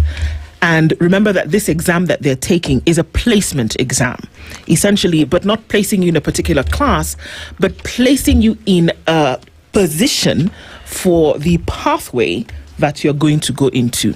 It's being called landmark. You know my reservations already. I wanted to tell you, you've used a government terminology. Landmark. Landmark. I borrowed it from somebody. I said, okay, this looks nice. Let's use it for today. Right? So this is the conversation that we're having today, and enabling us to do that, or helping us out with this conversation this morning, so that we can look into it properly, is Stephen Rekesa, who is the principal senior school Moi Education Center, and he's here with us this morning. Stephen, good morning. Good morning. How are you doing? Very fine. How are you doing? I am fine. Thank you. Thank you for joining us today. Glad to be here this morning. I'm glad that you did. Thank you. It's being called a historic first, CBE on the way scale as national exam starts. And we're going to be looking into this, and we're saying, are we finally at the place where, well, I'm going to go beyond myself here. Let's welcome you properly to today's show. Dennis is going to share today's proverb with you, and we would love to get your interpretation. Okay. Yeah, so today we are in Sao Tome and Principe. Okay. Yeah. And the capital and largest city is Sao Tome, located on the island of the same name, Sao Tome and what? And Principe. Now, the country gained independence from Portugal on July 12, 1975, and some of the biggest exports they have is cocoa. So if you're a lover of chocolate, perhaps you've had a bit of Sao Tome and Principe. But let's go to the proverb today. Soft water on hard stone hits until it pierces. Soft water on hard stone hits until it pierces. What would be your interpretation to that? Wow. Thank you so much, Dennis, and thank you, team, for having me here this morning. I'm glad to be here joining you for this very wonderful session as we discuss CBE, and more so with this the idea of examination that began yesterday. Now, if I were to interpret your proverb that soft water on the hard rock, one of the things I want to look at it from this point is small things done consistently, they end up bearing fruits. Consistently, small but consistently, it has a way of making things work out. So even with a small drop of water, even on a small rock, done consistently at the same place every now and then, it has a chance of breaking that rock. So that will be my interpretation for now. And your interpretation, remember, is never wrong. It's always right. And yes, consistency and perseverance as well, and just focus always yields results. Well interpreted, well said. Thank you. Indeed. So the ministry used this word landmark. We heard that one Migos Ogamba said this landmark, and he was very happy yesterday when the exams kicked off and everybody was doing okay. Kejese, of course, the first of this exam, whereby we are not saying that if you don't score an A, you will not go to senior school. What we're saying with this exam is that we're going to take the sum total of all that you've done over the last 9 years, has it been? And then we're going to say, based on this and the pathway that you have selected, it will now place you well with it. It will help the teachers now to then be able to know how competent you are for this area. It will help the system to understand you a little bit better. And so we are moving away from the pressure of students on getting that A in order for you to get to study math, science, right? And so we're looking at competencies. Is it landmark, Stephen? Okay, I think I'll say it's a landmark. Because this is the first time in the history of this country we have 3 exams happening at the same time. Yep. We have this KPSEA, which is for the grade 6, and then we have now the KGSEA, it's for the grade 9, and then we have the Form 4, and they're also doing the KCSE. So essentially that's a landmark, and also why we call it a landmark is because one, KGSEA, this is the first time that we're having an examination that is being done by the grade 9. Yes. Initially what we knew was exam will be done in class 8. Yes. And then that is it. But this is the first cohort of the CBE that who did their first examination in 2022. That was the KPSEA. So essentially it's a landmark in a sense that it has never happened before. This is the first time it is happening. And I also want to say something that you've already said there in terms of taking away the pressure from the students and all that. One of the key things that we are used to as a nation, especially during this time of examination, I know parents out there will be waiting to see, if it was KCP, for example, they're waiting to see how many 400 marks have been scored by maybe specific students in a school. And that, to some extent, has a way of creating pressure around the student, also, of course, the school. Because now the school, in this case, are forced to do what? They're forced to do sometimes, not so good things to get those 400 marks. So for me, the fact that we are moving away from the aspect of putting so much pressure on the students to get those 400 marks, to get the A's and all that, is a landmark in the education system. Because the pressure is now being diverted into other things like competencies. Because we all know that the CBC or the CBE, CBE being the system, and of course now CBC being the curriculum that's being implemented, one of the key things that about the CBC is about what is needed. We're looking at the competencies that are supposed to be created in this learner. And we are talking about things such as critical thinking, talking about things like problem solving, which are part and parcel of the 21st century skills that are needed in any society. So for me, the fact that the government has seen the need to move away from just testing rote learning and testing values and competencies. Yeah, it's That's different completely. Okay, because I've seen some questions, and so two things. Where previously on an exam, it would be 21x time plus 1 equals y, find x. Now we see the questions have changed, whereby we're asking you, the formula remains the same, but we've given you a scenario where we say Dennis went to market and there were 21 times of a particular product that he bought. How many? So it's having us to think around a scenario as opposed to just looking at the science of it and getting the answer. So that allows me to actually think, okay, what are they looking for?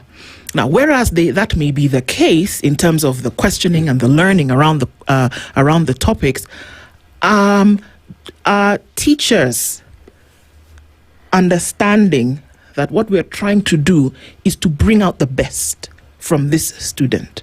Because we still hear teachers saying, we must pass this exam, whether it's KPSEA. We still hear teachers saying right now, my son came back yesterday from day 1 of KPSEA and it's prayers and hopes for tomorrow.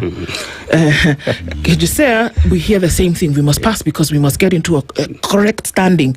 So there's still the emphasis on the examination. When will we make that transition to understanding that what I'm trying to do as a teacher is to draw out this child's competencies? Because essentially this grade 9, and you're a senior school principal, so this grade 9 who selected their pathways in the second term, it's taking them to a particular area where they want to study. So does that mean that if I don't do well in KPSEA and I have said I want to be a pilot, I need to be okay with my maths, I need to be okay with my physics and all of these things, will they now come and tell me later, okay, you need to work a little better here, you need to be a little bit stronger here? Or will they say, well, you failed this exam, so forget pilotry? You see what I'm saying? How are we really moving on? Or have we said it's a system and we're doing it no matter what? If I'm to answer your question, I want to look at it from a point of the government and also the private sector. And I want to use a scenario from our institution, Moi, for this case. In Moi Education Center, one of our requirements has always been that we retrain our teachers. We retool our teachers to be acceptable and also to accept the changing dynamics of education. Then the reason for retooling is that you cannot, face the current generation with the mindset of what you went through in school for maybe in the last 20 years or so. So a time comes when you have to try and make sure that you're also up to the task. And that is done through retooling. So for us as an institution, we've been very vocal in ensuring that our staff are well trained and retooled to be able to handle the pressure that comes with the CBC and the CBE curriculum. Now, one thing that you mentioned here that is very paramount for us to understand is there is this issue of where you're saying that you want to be a pilot, and of course, being a pilot or any other for that matter, there is a specific subject that have to go past that about the career that you've chosen to follow through. Now, our biggest issue and our biggest problem as a country has always been that we are looking at the end result. We are not looking at the processes of getting there.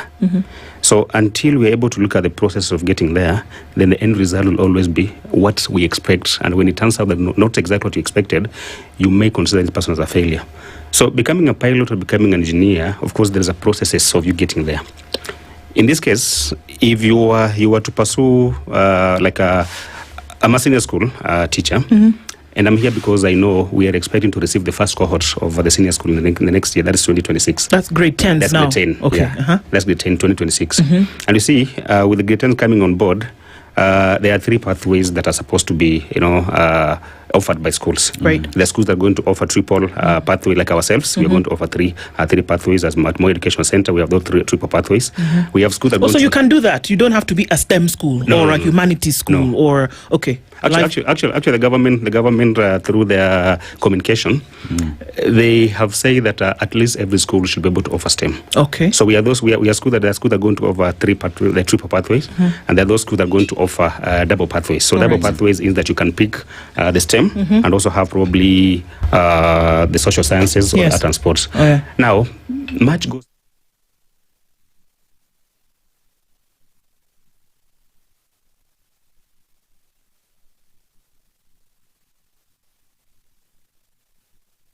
parents and the students. Yeah. Because at the end of the day, it is not me as a teacher who is going to sit who is going to transit. It is the learner who is going to do what to transit.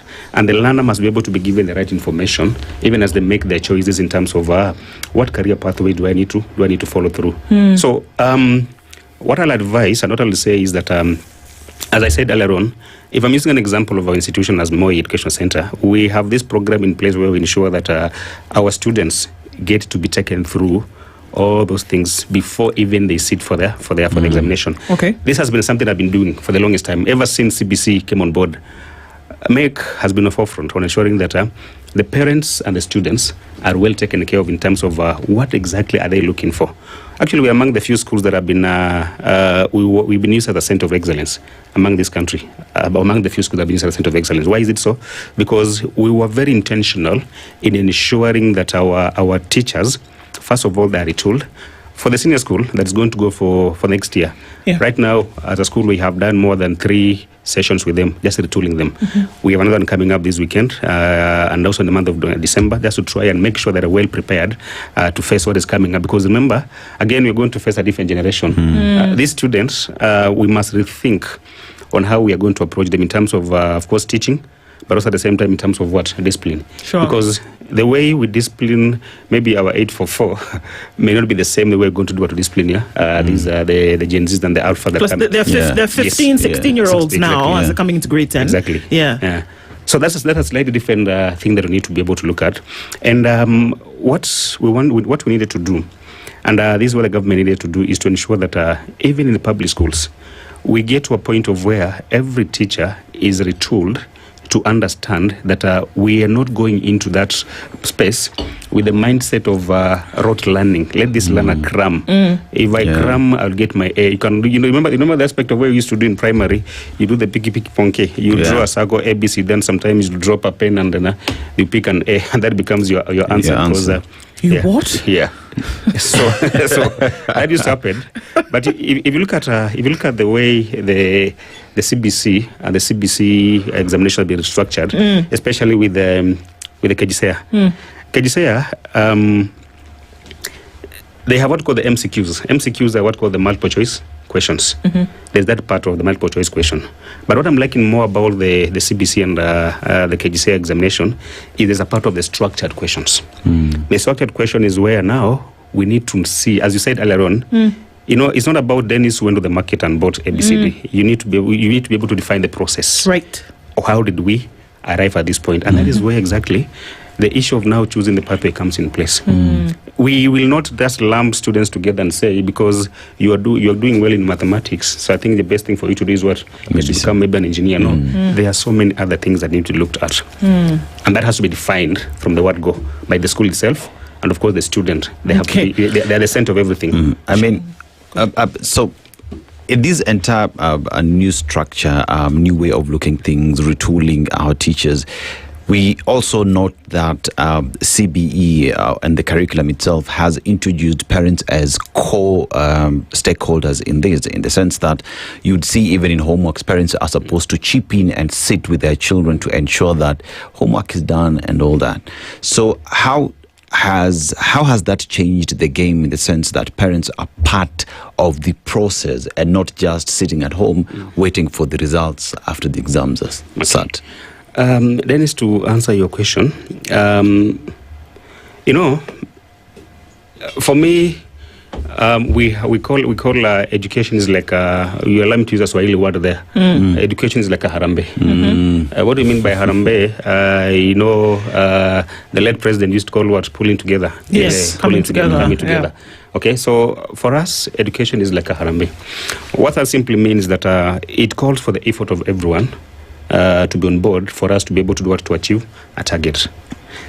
This, we have 3 people here, tripartite. We have the student, we do have the parent, and we have what? The school. So if the school does not work with the student and the parent, then trust me, it's like we have this traditional cooking space where if one of the stone is not available, then trust me, there'll be no balance. So the fact that CBE has allowed parents to be involved, for me as a teacher, it has helped me a lot. Why am I saying that? It's because the parental involvement goes beyond actually just the books and all that. The fact that you're able to sit down with your child, you're able to listen to him, you're able to talk to him or her, you're able to understand what they're going through each and every day, and also just understanding what kind of lessons, what kind of education is happening at school. It makes you, as a parent, appreciate the magnitude of education. You don't just leave it to the teachers only or the student only, but by being an active participant in the learning process of your child, this child grows knowing that I'm covered by both the school, and also when I go at home, I'm also doing that, I'm also covered. Now, when CBC came on board, around, that should be in early 20s there, 2020, 2019 there, I think there was a misconception in terms of what kind of information or what kind of assignments were to be done by the parents. You remember those days when you see the parents having to even clash with teachers, telling them that the teachers have been asked to bring what? Chicken to school. Yeah. That was never the case. I think there was just a misinterpretation of all those things. And that is something that we've done as a school to ensure that our parents are well informed of what their role is. So there is a role in which the parent plays, and there's a role that the students play. So the best thing to do is, as a school, you must take an initiative and get these parents involved in the day-to-day learning of these children. Share with them the expectation from the word go. Share with them from the beginning of the term. What are your expectations? What are you looking forward to? What do you want these parents to do to contribute towards the learning of these children? That one will avoid a situation where you will think that I've asked you to bring chicken, and yet that is not even the case. So that misconception, I think, I'm happy that I speak right now, that has been been cleared, and the parents are now starting to understand their role when it comes to management of education, and also what is their contribution to the overall welfare of these students. I'm looking at countries that have actually adopted systems and changed, in this case, the education systems. And I'm looking at rollouts in terms of the phases and what it took to then implement a lot of the systems. CBC was to replace what I think Aseto and I went through 844, which was more of memorization, where you have to memorize formulas, like those memorize theories. What is biology? Yes, and so on and so forth. Yes. What is an integer and what not? And it's moving from that space then to teach children competencies. This is skills, this is values, because there's a demand at the end of the day. I want to refer to a study that was done, and just to narrow this down, this is a 2025 study, and this was done in Kinangop sub-county, where they took a sample of what then it takes to take teachers through understanding what then they need to teach the learners. And what they found is a mean score for teachers' awareness of the CBC in its entirety. Teachers admitted that they were still using many of the old curriculum strategies, because they are also coming from the same system we all went through, or even the previous one, which was more of you have to memorize, you must define this. And in the definition, if you miss two keywords, then you are given an X. Yeah. And at the end of the day, you're given a mean score, and then there's poor, there's very poor. Excellent. What was worse than very poor? Pull up your socks. Pull up your socks. And all that.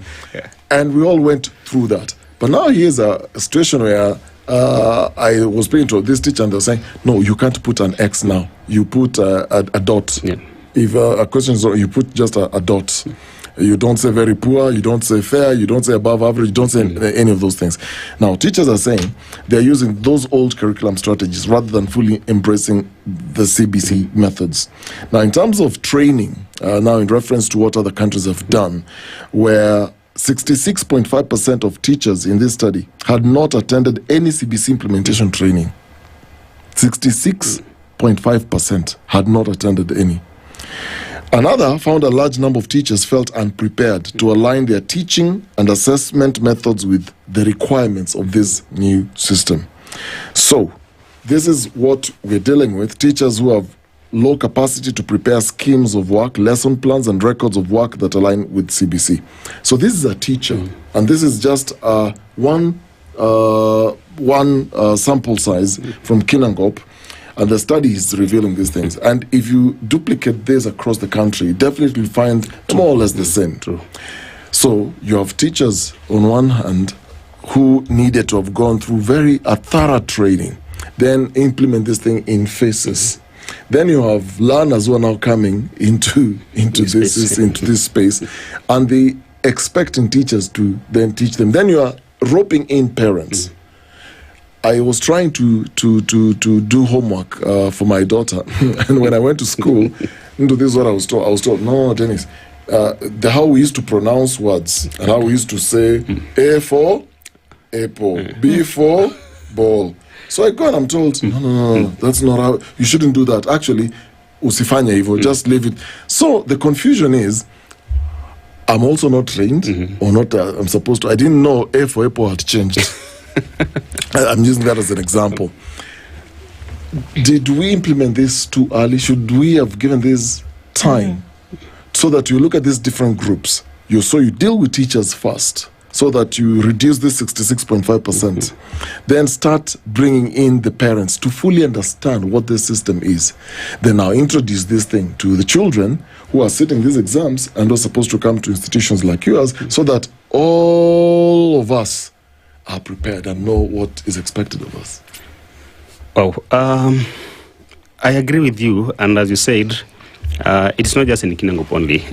It could be, if you replicate that across the country, then we are looking at a very huge population, because maybe Kinangop will be a better place. So there's some other far-flung areas that probably have never even seen this, they don't even know what is happening with the CBC. Now, the question to do with, did we implement CBC too soon, or were we ready for the CBC? I'll say I may not have the right answer on that question, but we need to ask ourselves, where are we headed as a nation? There's a reason as to why the aspect of implementing CBC came on board, because there was an aspect of job market. And I'm sure when you do research, you'll understand that we were at a given point where we are told that the job market is flooded with people who are graduates, and yet these graduates may not be able to do what, even to do simple tasks. And that's also informed the aspect of, now, do we need to teach more competencies as compared to just what going through the school? Because if we were to look at I think statistics, I may not have the final figure, but I know we have almost 1.something million of graduates in this country. But some of those graduates may not even know how to do what, even to speak. Some of them don't even know in public. Okay. They can't even. I know of some graduates who can even sit down and do what, write their own CV. If you were to ask them to define who they are, they can't define who they are. And I think that is where the CBC came in to cure that kind of anomaly. CBC was supposed to create an environment, or rather create an individual who is well competent, who is well versed with values and all that. Now, I don't think there's always the right time to implement something. There's no right time to implement, because the more you wait for something to be implemented, sometimes it may take it may never happen. So there is no right time for implementation. The best thing to do is, as Dennis has said here, probably maybe it could have been in a first approach, so that we have can we then train the teachers up to this level, and then let's expose them to the need, because I'm sure even the universities, by the time this CBC was being rolled out, not all universities had created the curriculum around that system. But I'm happy to report that right now, I think majority of the universities offering education right now, they have been able to create that curriculum that is now able to train the teachers. As you leave the university, you are now competent enough to handle this CBE. It is not about when, but how. Okay. Yeah. So, Moi Education Center recently introduced the Cambridge curriculum. Yeah. How does this complement the CBC system? And what is in it for learners? Now, I'll want to tie that question to the earlier one that you asked me about the parents not being aware, sometimes not having been trained well on what is happening in the CBC. We have seen an influx of parents who are trying, because they're not so sure of what CBC is all about. So what they're trying to do is to find an established curriculum. And you see, you're talking about the established curriculum. For us, we'll be talking about 844, which is being phased out. So that leaves only the Cambridge International Education System, and of course the IB and the K-12, which is normally for the North American system.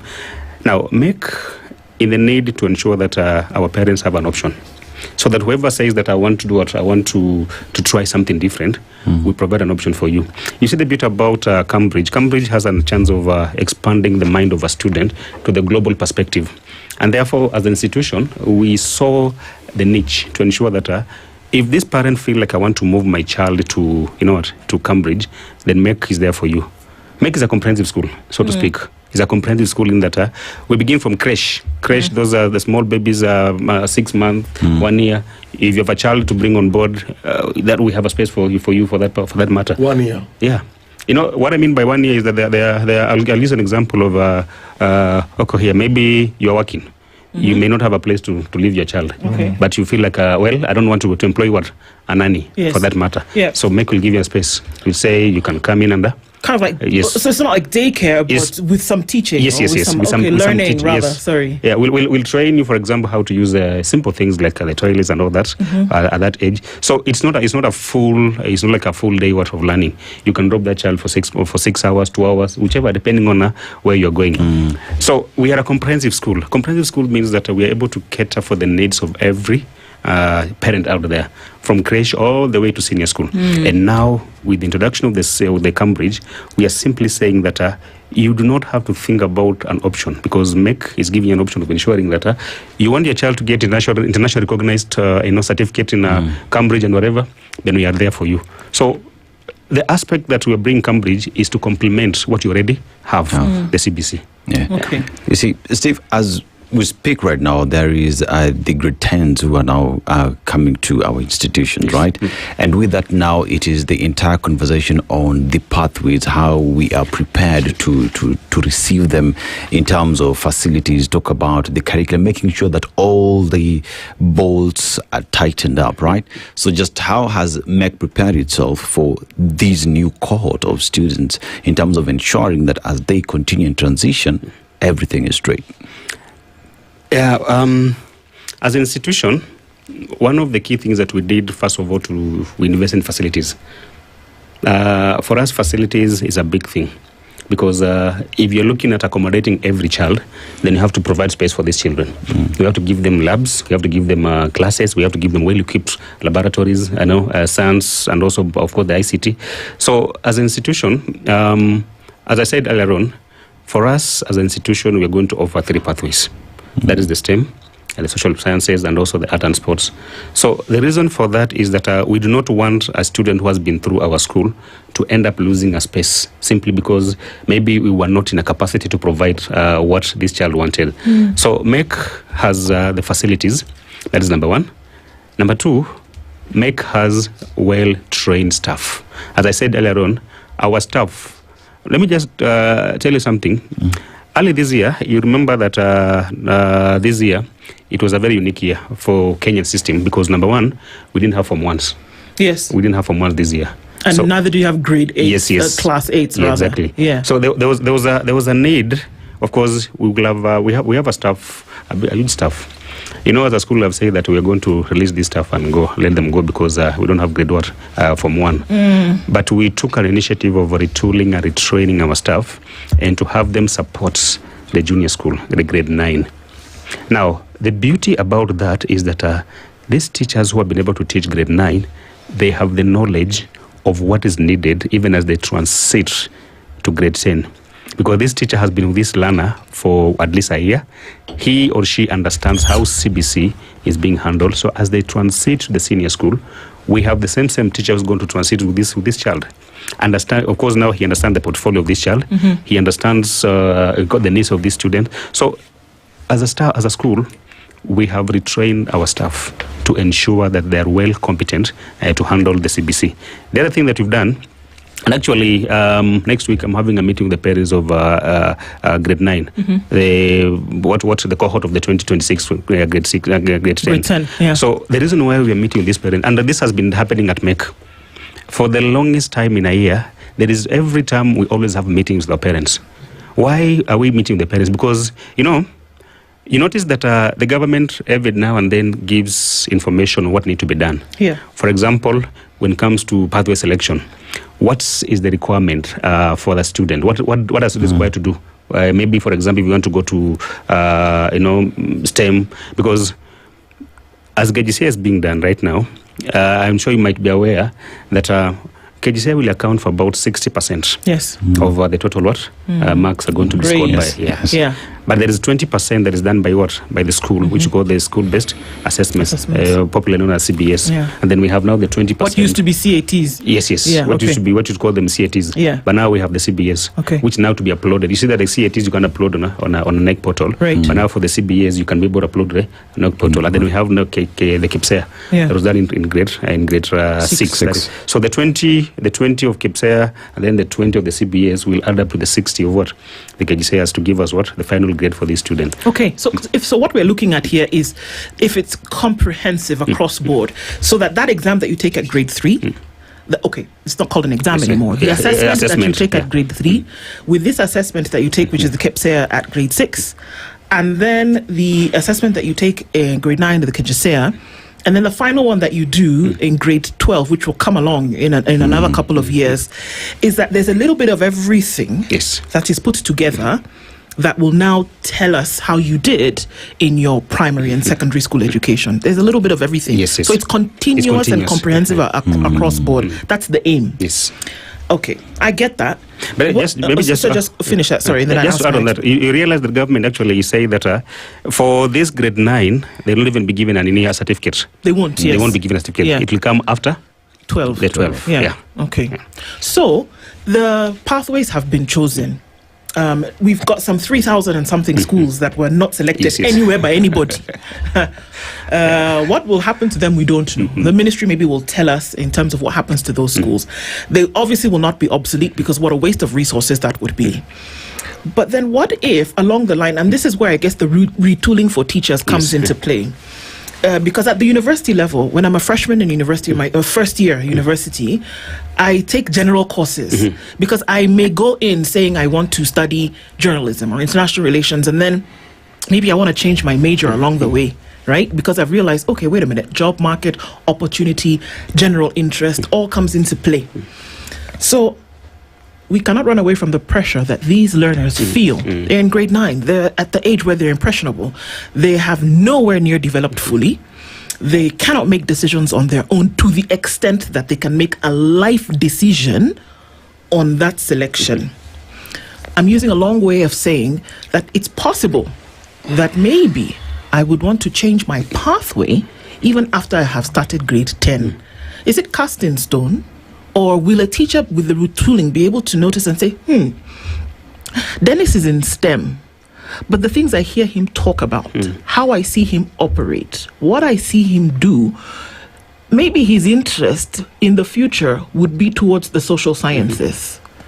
Can you then, because for me, what a comprehensive education would mean is that the teacher, the guide, would then be able to look and say, Nana, this learner could actually do better, or this is where his interests lie, and then we can make a change. Or are we still going to go back the same way and say, well, you selected STEM, and until death do you part you and STEM, that is where you will stay? Not really. Yeah, that's not the case. At least from where I sit and from what I have, the information I have, is that this child who is going to pick STEM probably, or even social sciences right now, they still have a chance to change their mind once they get to school. Now, you remember, you and I are from the 844 system. And in the 844... Okay. Sorry, I get your point. Yes. So what happened is that, you remember even when in 844, we used to select subject, and I think it was in Form 2, if I'm not wrong. Yeah. Okay. We'd make a choice in Form 2 and say, now, I want to do this and the 8 subjects that I want to pursue. Okay. I want to do this and that. But does that mean that that was the end of it? Or because remember, KCSE registration was being done in Form 4. Okay. So a good school would allow you, even before you sit for KCSE, to be able to, make some adjustments. But of course, we give the leeway. We give you up to maybe a 1 term or 2 terms for you to make a decision, so that once we are fully decided on what you want to do, it becomes easy. The same thing applies with the pathways. Okay. The way the pathways have been, the way selection going to be done. They're going to be done in different ways. Number one is, of course, the pathway selection going to be done by the student. In this case, the student will be able to define the pathway he or she wants to take. So if they say, for example, want to take the STEM as a pathway, then also he must define the track. Now, the track are actually for the STEM, there are 3 tracks. You can pursue what you call the applied sciences, pure sciences, or the technical sciences. And then now from there, once you define the track that you want to go to, you also need to define the subject combination. Now, assuming you want to pursue a field in a career in probably maybe aviation, you could end up taking like aviation as a subject, geography, and what? And physics. So those 3 will be the what called the elective subjects are going to select, in addition to the compulsory that already has been put out there by the ministry.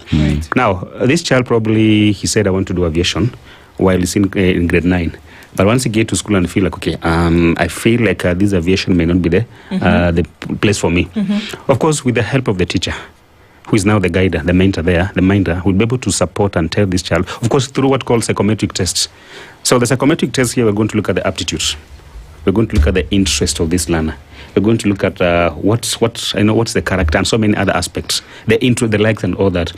That may not be identified while they're going through the pressure, because you see, when I was in primary, we were told that you need to select at least how many schools. National school, so and so and so forth. Two, yes. So you're just selecting because you want to fill in those gaps. You don't want to be left out. The same way when you go to university, during the joint admission board, when you're doing the joint admission board, selection of universities, you'll say that this is choice 1, choice 2, and so on and so forth. Now, the same applies with the but now here, the ministry and the schools will allow these students when they come on board. When you feel like I chose to do social sciences and I'm not able to do that, you are allowed to do what? To change. So just to answer your question, nothing's cast on stone. Okay. Yes. So these children will have an opportunity to do what? To rethink again, based on the interest and based on the guidance given by now the minders, who are the teachers at that particular time. And of course, the child has to be the center of everything else. As an institution, we are looking at this person as a whole, a holistic child. Let's not push this child to a point of deciding that I want to do the direction simply because that is where maybe we feel there's good things there. So it's not cast on stone, so to speak. Okay. Yeah. So, Stephen, we look at the current generation that we're dealing with, the current crop of students we're dealing with, because you've already mentioned on how we're even disciplining them. And that would also come into what we are putting into them and ways that we're using that. So let's get to technology, because it is an integral part in achieving CBC, the curriculum, and CBE. So in terms of just preparing, in terms of learning, teaching, and even exams using technology, just in terms of investment, just take us through that and what that means both for the teacher, for the parent, and for the student, for these CBE to be a success. Okay, thank you. One of the key competencies of CBC is about digital literacy. That is one of the competencies that is supposed to be a learner that living this curriculum should be well, grounded in terms of doing the digital literacy. And of course now, the onus is on the school to ensure that this is achieved. Now, I'll use an example of our institution. We recently launched an e-library for us as a school. E-library. An e-library. So this e-library, what that simply means is that when we've given assignment to our students as they go home for the holiday, because of course they're going for break and also they're going to do all those kind of things, but we also want them to do what? To keep on reading and studying. So what is happening is that this child is able to access materials from wherever corner of this country he is or she is, without having to do what? Having to come to school to borrow books, physical copies. So the e-library is one of the key things that we're also investing as an institution to ensure that our children are well prepared for the digital literacy. Number two, Last term, as an institution, we held our career week. Mhm. And our career week was centered around AI. And the question we're asking ourselves is, because there's this aspect where people are saying that AI is going to take away jobs. Yes. But to me, I don't think that is the case. They'll only take away your jobs if you're not willing to do what? To reinvent yourself. So when we had that career week where we talked about the AI and technology, our interest was trying to position ourselves as an institution. How ready are we prepared for this generation that is coming? Because these are the people who use phones, tablets, and all that every now and then. So we have put measures in place as a school, because right now we have we have 3 fully equipped computer labs. And we're also adding on an audiovisual.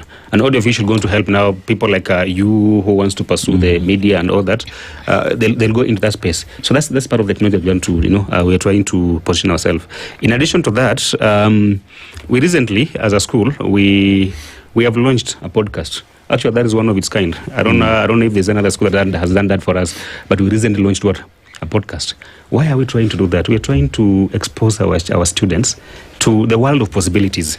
Okay, so as an institution, we are fully prepared to receive these students. Of course, in terms of technology, in terms of providing the necessary support that they need to pursue whatever field they want to pursue without being limited in any way. Yeah. So just to follow up the question to the previous one, where you talk about then being able to kind of reroute your pathway, does that mean you have to start all over again, or you just catch up along the way? I find out that I don't want to do the social sciences. I want to actually do STEM. Do I start from the beginning, or then do I mean, it's never been done before, right? We're getting into a place, it's unknown territory that we're getting into. So if you were to then say, okay, I want to move to a different pathway, do you just carry on and catch up with where everybody else is? Do you start again? What happens if you're aware? Of course, you'll have to catch up with the rest of the people who have been there, because shifting from different pathways going to a different pathway, it will mean that first and foremost you must be do what's needed. In this case, we are talking about you have to go through the system again. Of course, you'll not go back to the to government and tell them I want to change. Yes. It is within the school. Yeah. So it is the school that will take the responsibility of ensuring that this child has shifted from this pathway, and therefore he or she is moving this pathway. So the school must put measures in place to ensure that the need of this child has been taken care of. So if you move from CBA, from STEM, for example, to social sciences, then a teacher must be there, the guide, the minder must be there to take you through, so that you're able to get to the point of understanding where the rest are, so that you move together as a team. Yeah. How will we know if this is succeeding? How will we be able to tell that we've moved from a place whereby people were cramming information and just stuffing it in to then be able to regurgitate it for an exam? And how will we know that we actually have, because we've even changed, they're not students anymore, they're learners. How will we know through this that they have actually learned, taken in the information, the knowledge, the comprehension is across and above board? How will we know? What are our ways of monitoring and evaluation? It used to be an exam. We still see an assessment. But how will we actually know that changing this curriculum has actually put them in a place whereby, they've actually learned the stuff? Now, what is the goal of education? Maybe if we can be able to answer that question clearly, then we're able to assess where we are. Because if the goal of education is, at the end of the day, is to check on the results only, then we end up losing what you're looking at. Because for me, true education is not measured in the grades that a student gets. True education is measured in the values and in the competencies. Now, we're talking about self-efficacy, for example, as one of the competencies of the CBC. How confident is this child when he steps out there? How confident is he? Are we able to see that confidence in this child coming out? That's part of self-efficacy. Can this child be able to stand and speak? This learner, can they be able to stand and speak in front of a congregation? Faced with a problem, can this child solve?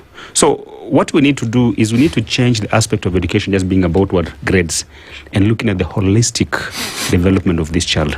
So for me, the true measure of education will be not in grades, but in what this learner can do beyond the grades that have been given in school. Indeed. So if we can think, if we can solve the problem, if we can confidently stand out there and speak, then to me that's education. So we move away from, grade A, grade B, and so on and so forth, and see the How you can values. do. Yes.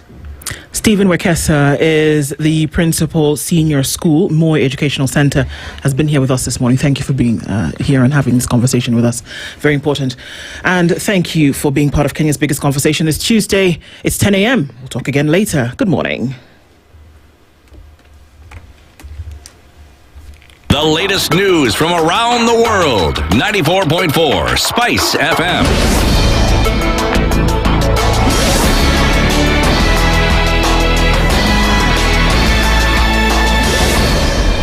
Good morning.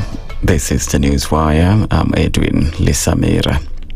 Labour CS Alfred Mutua has announced over 1,500 job vacancies in Dubai and Saudi Arabia for qualified Kenyan youth in various skilled and semi-skilled categories. Writing on X, Mutua said credible job recruitment agencies are looking for cleaners, waitresses, masons and carpenters, drivers,